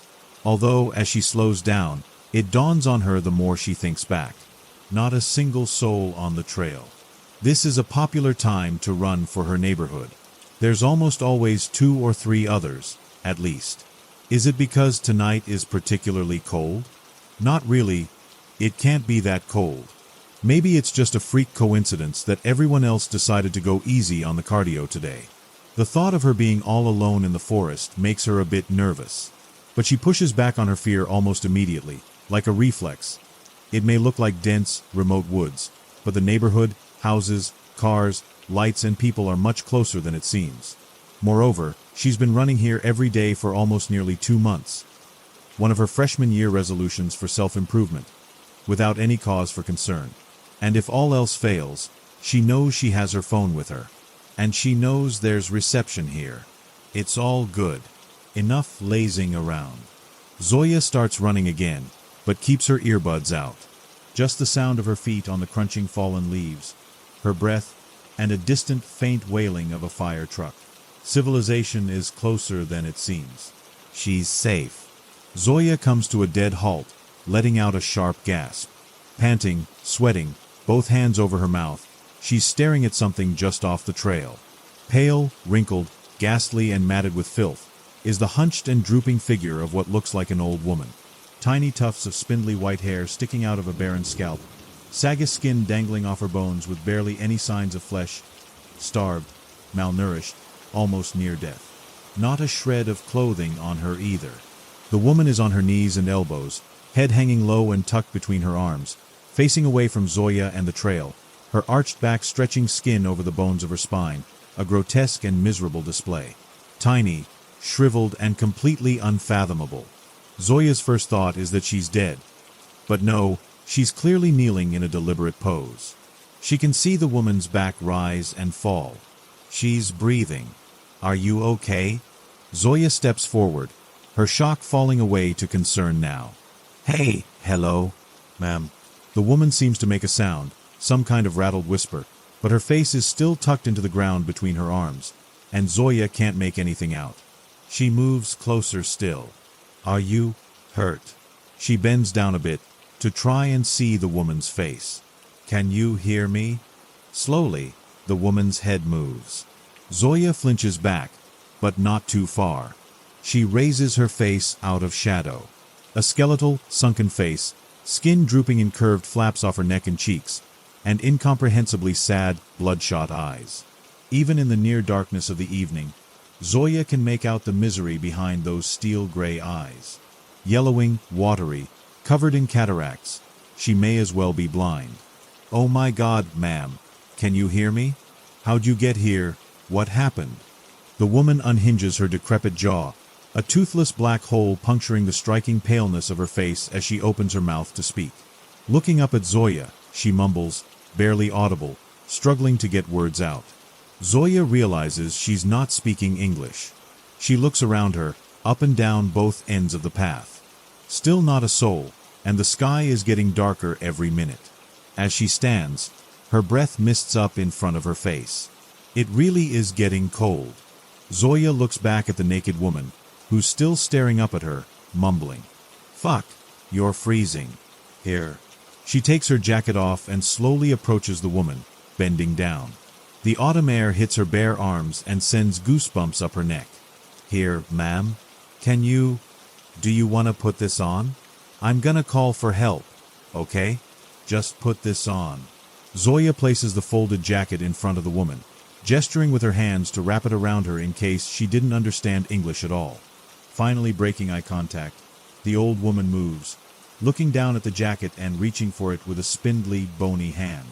Zoya pulls out her phone and dials 911. 911. Do you need police, fire, or ambulance? Ambulance, I think. Zoya's keeping a concerned eye on the woman, who seems to be feeling the jacket with both hands now, still hunched over and kneeling. And what is the emergency? Yeah, I'm on a walking trail, Spring Valley Trail, just off Carlton and Millmore, and I was out for a run. And there's this. I saw this old woman laying on the ground. She's naked. She looks really sick, like she's been abused or something dash. Is she still there? When did you see her last? I'm looking at her right now. I don't want to leave her and there's nobody else here. You said she's naked? Yeah. I gave her my jacket. Does she have any injuries? Can you communicate with her? No, I didn't see injuries. Just, she's really, dirty? And I don't think she can speak English.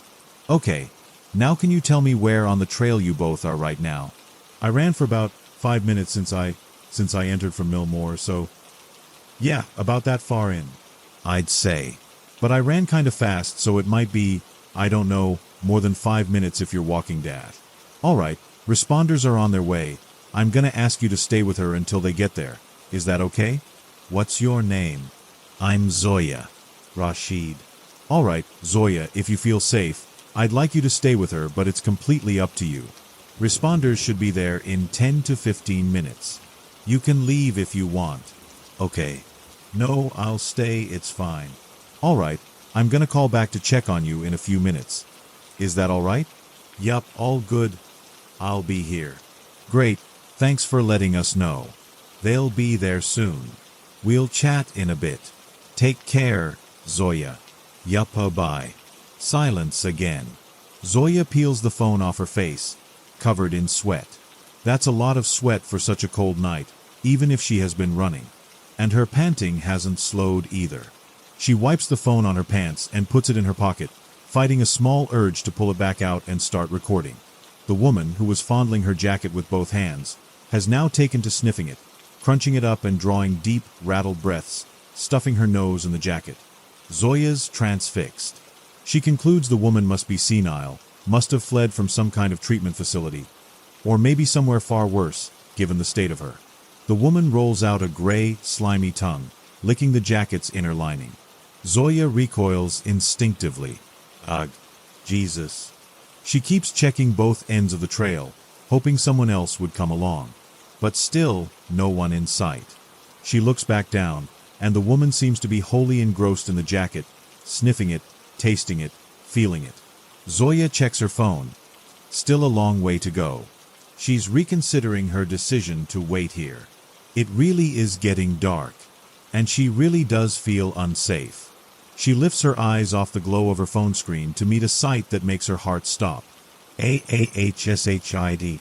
The old woman, seemingly still in her hunched posture till now, has crawled over in Zoya's direction, onto the trail. Trembling, she's managed to get up on one knee, holding the jacket with both hands, and trying to move closer to Zoya. Those eyes, unblinking, locked again on her face. I called an ambulance for you. Zoya tries some last-ditch attempts at communicating, pushing past her shock. Her heart's still pounding. She has a headache. She wants to go home. And she's finally feeling how cold it really is. The woman drags her body ahead with one foot on the ground, her other knee digging into dirt. What the fuck? Giving up trying to talk to her, Zoya steps back.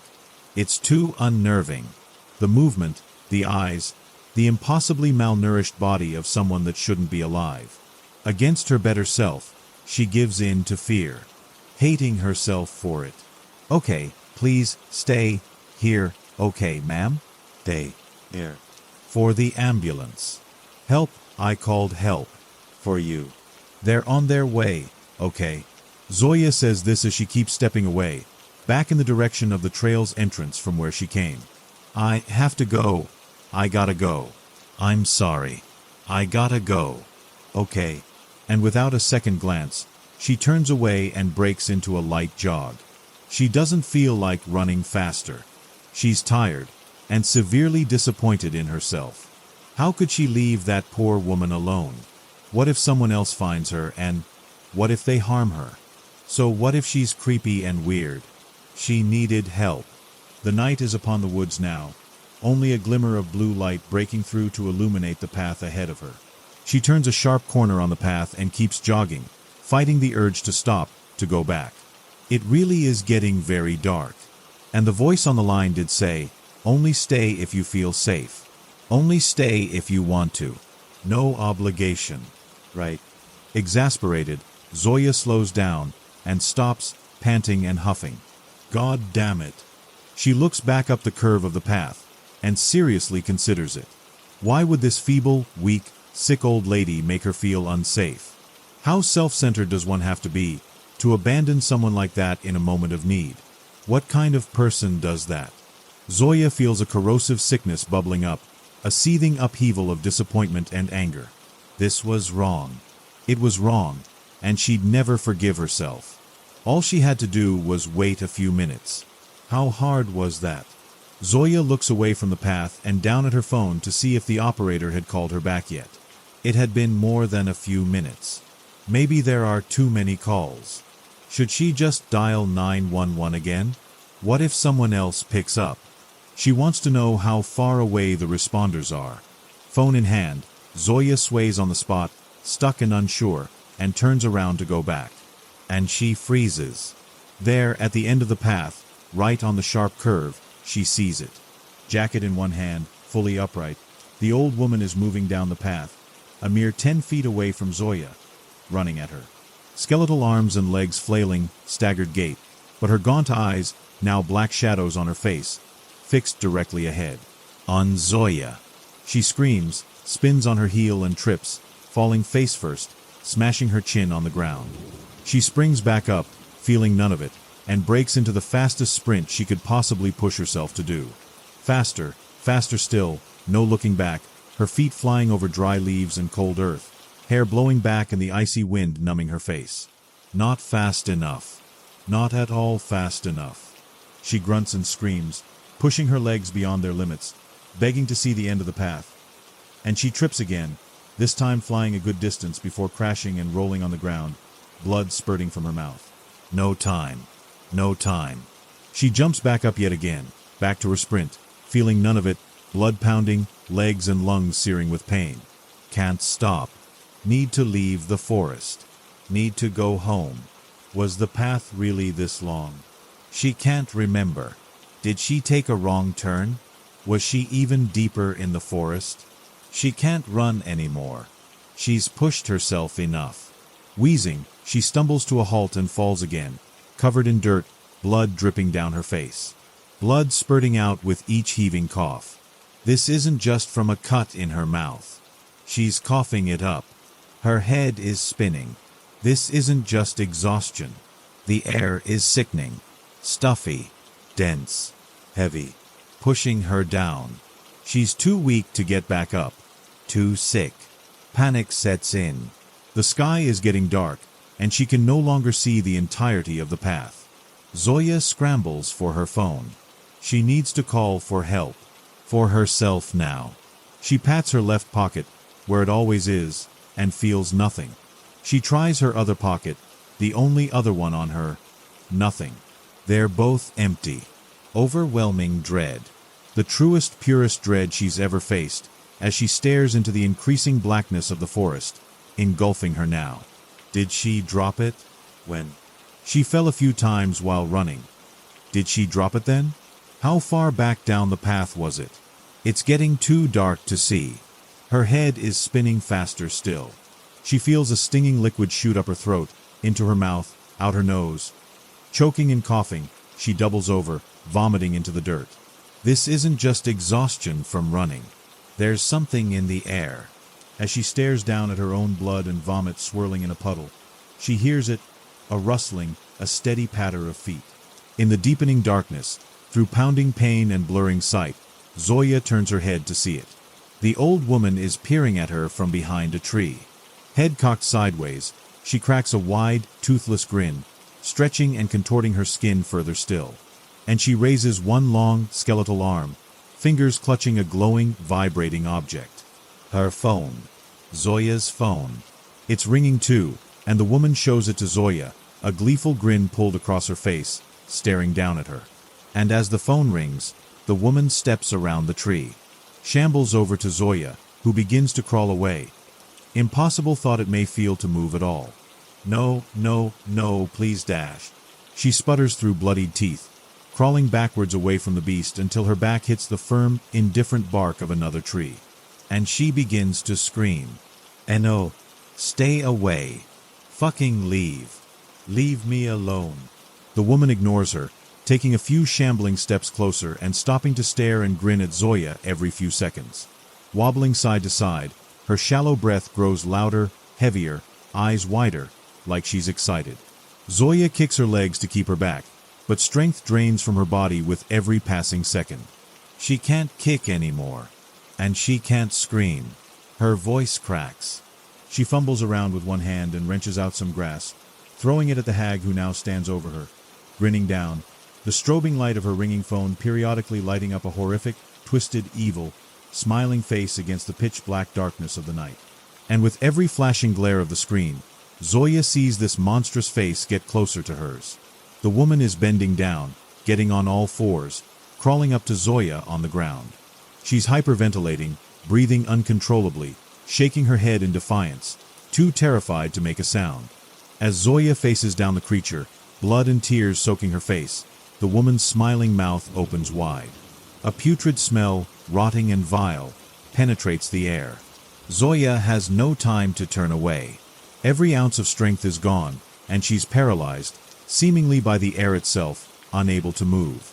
As though the forest and its roots have held her in place. As though the trees themselves gaze down upon her with malicious intent. The thing places a hand on the back of Zoya's head, and presses their mouths together. This close to the phone still held in its hand, Zoya can see the caller ID. The creature's grip on the back of her head grows stronger, and Zoya sees her own sight dwindle to utter blindness. Feels something immense drain from her, and feels her body shrivel and shrink, and the hand on her head grow heavier, thicker, softer, and warmer.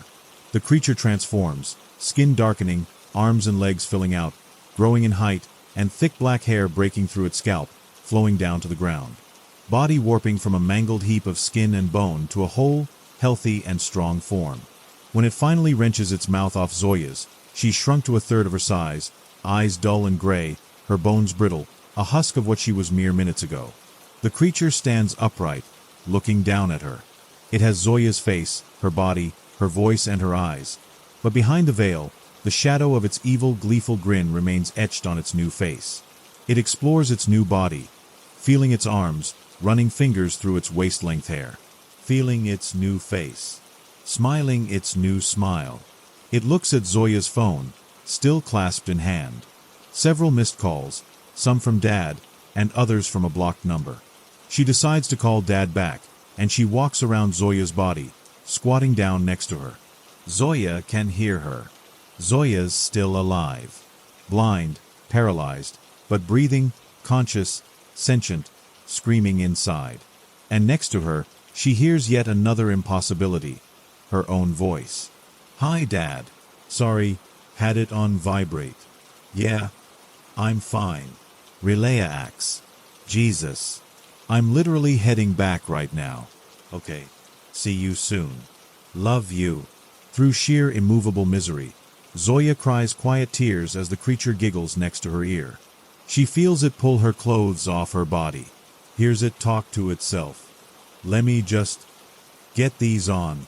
And then hears its voice, her own voice, one last time, very close to her ear. "Thanks for the jacket, sweetie. Smells good. Like you."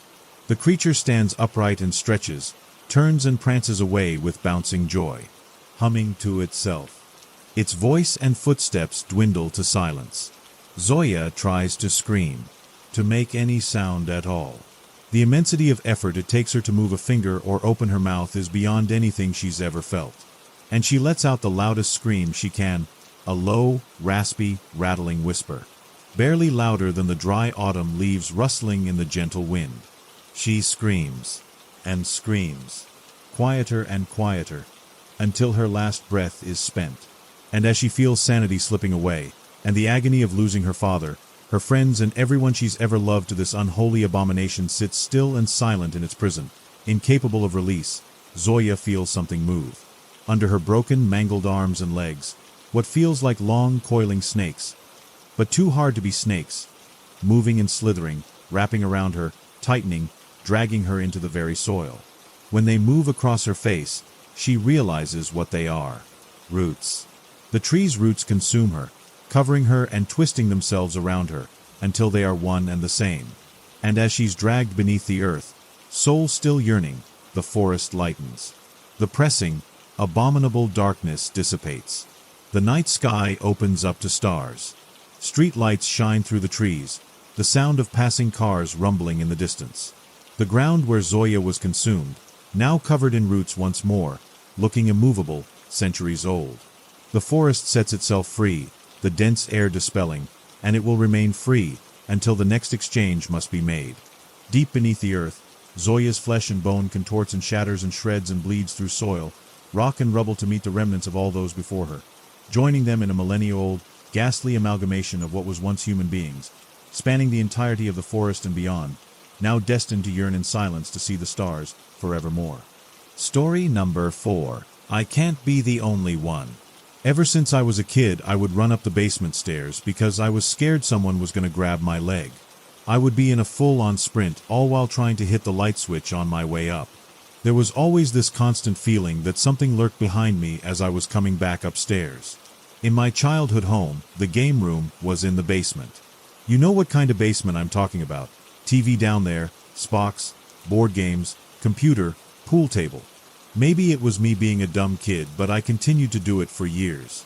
It became a habit for me. Go downstairs, hang out, play games, watch TV. The end of the night would come and my Olympic training would start. Turn the TV off, swipe for the light as I sprint up the stairs, and then shut the door. Obviously nothing ever grabbed me, it was just that fear of what was lurking in the dark behind me that gave me goosebumps. I would love to tell you as I got older I stopped doing it. But I didn't. I was a chicken and I'm not afraid to admit it.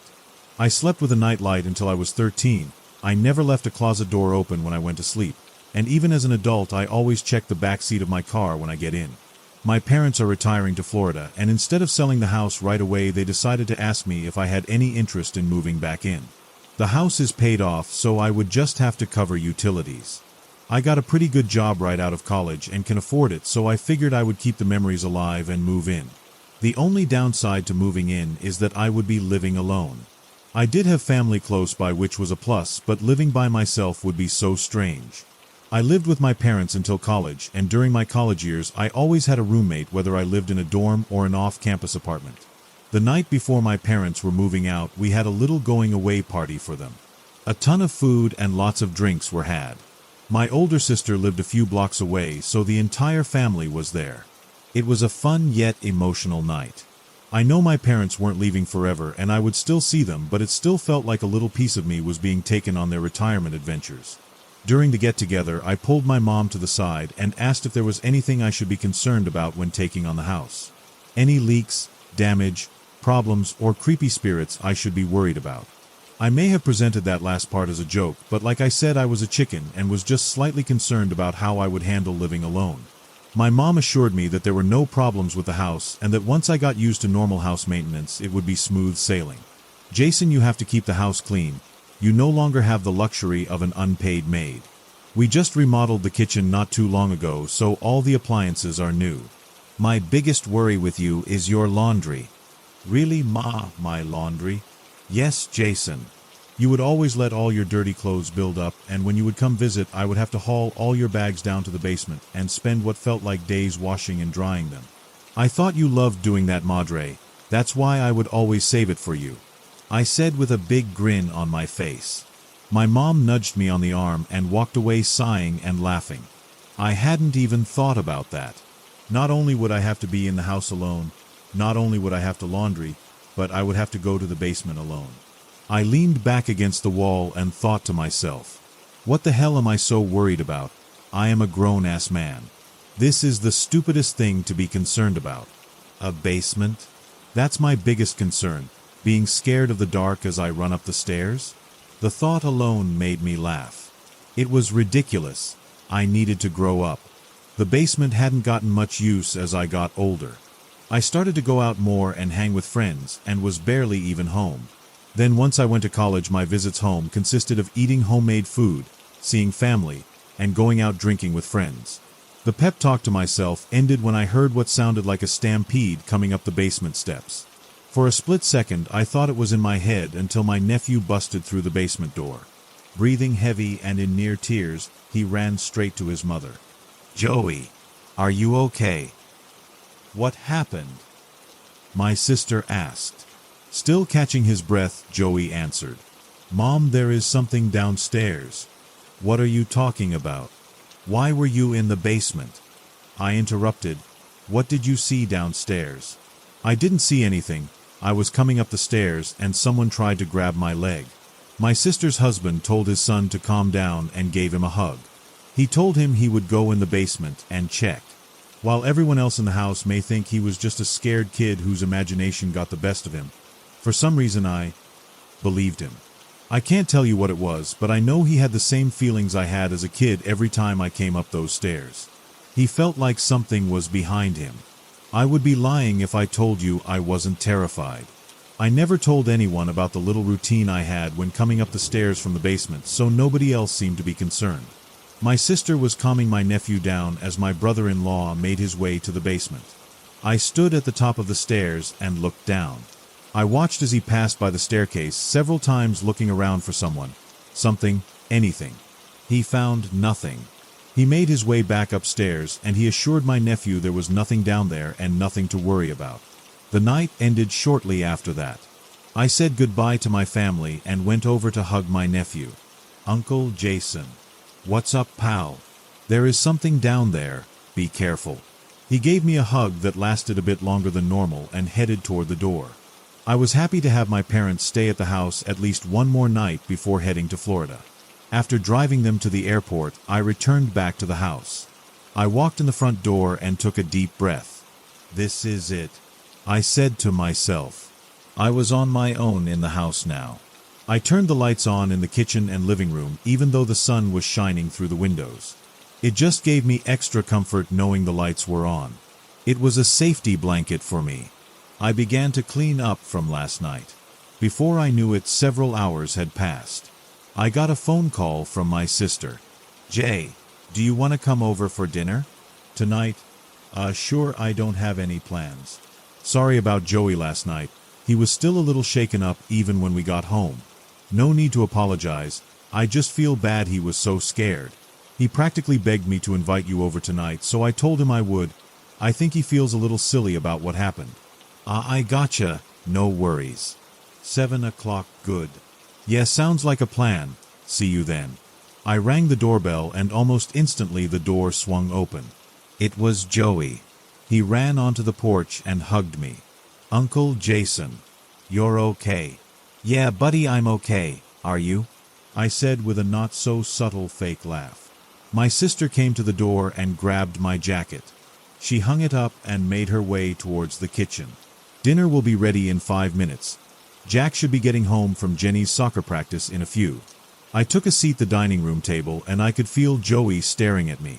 Why was he so concerned? It struck me as odd, but it scared me more than anything else. What the hell did he see in that basement? What did he feel?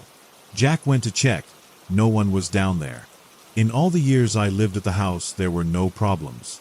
Even though I ran up those stairs almost every night, nothing ever happened. I chalked it up to me just being a scared kid. "Uncle Jason, did you go in the basement last night when I left?" No, I did not. After seeing you run up those stairs, I wasn't risking it." I smiled at him nervously. "You know, I'm not scared of anything. I was just seeing what old games you had down there." I had the light on. While I was sitting looking at the shelves, someone turned out the lights. "I don't think anyone was close to the basement, buddy." I heard someone breathing. What? Someone was breathing down there with me. That's when I ran to the stairs. I felt something touch my leg when I opened the door. My sister walked into the dining room with a big tray of pasta. "Food's ready." Jack walked in with Jenny and the kids went to go wash their hands. If no one could tell I was scared before, they could sure as shit see something was wrong now. My sister asked me what's wrong and I told her I was just starving.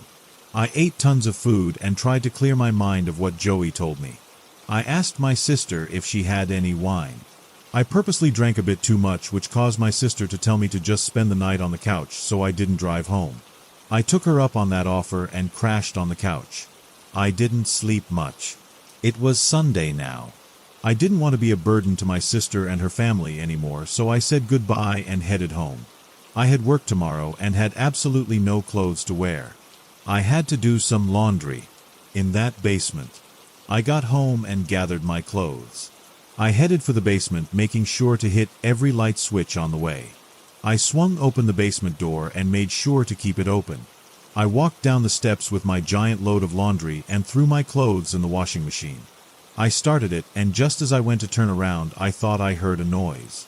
Without hesitation, I headed for the stairs and sprinted up, skipping 4 steps with every lunge.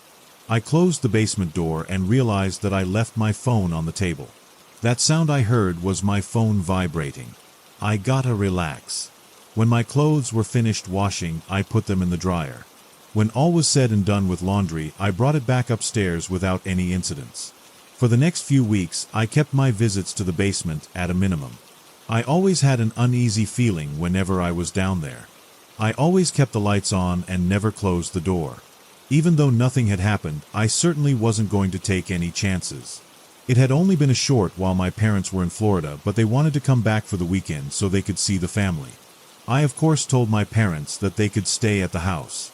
This was their house after all. We decided it would be a fun idea to have game night at the house. Game nights always consisted of good food, lots of laughs, and always, I mean always, arguments. What can I say, we were a competitive family. I grabbed my parents from the airport in the morning, and by dinner time the rest of the family was over. Joey didn't leave his parents' side from the moment he got there. He was constantly looking around and listening intently to whatever sounds he heard. We played Uno, Sorry, and Trouble, all the classics. There was one big one we hadn't played yet, Monopoly. The ultimate argument maker. I teased my sister about how I used to destroy her in Monopoly and how she still owes me money from the time she landed on Park Place and quit. After some laughing, I realized Monopoly wasn't upstairs. It was in the basement. Once I relayed the message to everyone that I had to go get it, Joey ran over to me and told me not to go. "Please, Uncle Jason, stay up here. We don't have to play Monopoly. Relax, bud, it will take me 2 seconds, I'll be right back." "No," he shouted. "Please stay here." Everyone stopped what they were doing and looked over to us. Joey was clinging to me. My sister came over to put him at ease. I told him I wouldn't go down and it was going to be all right. Without anyone noticing, my dad made his way toward the basement door. He just wanted everyone to keep having fun.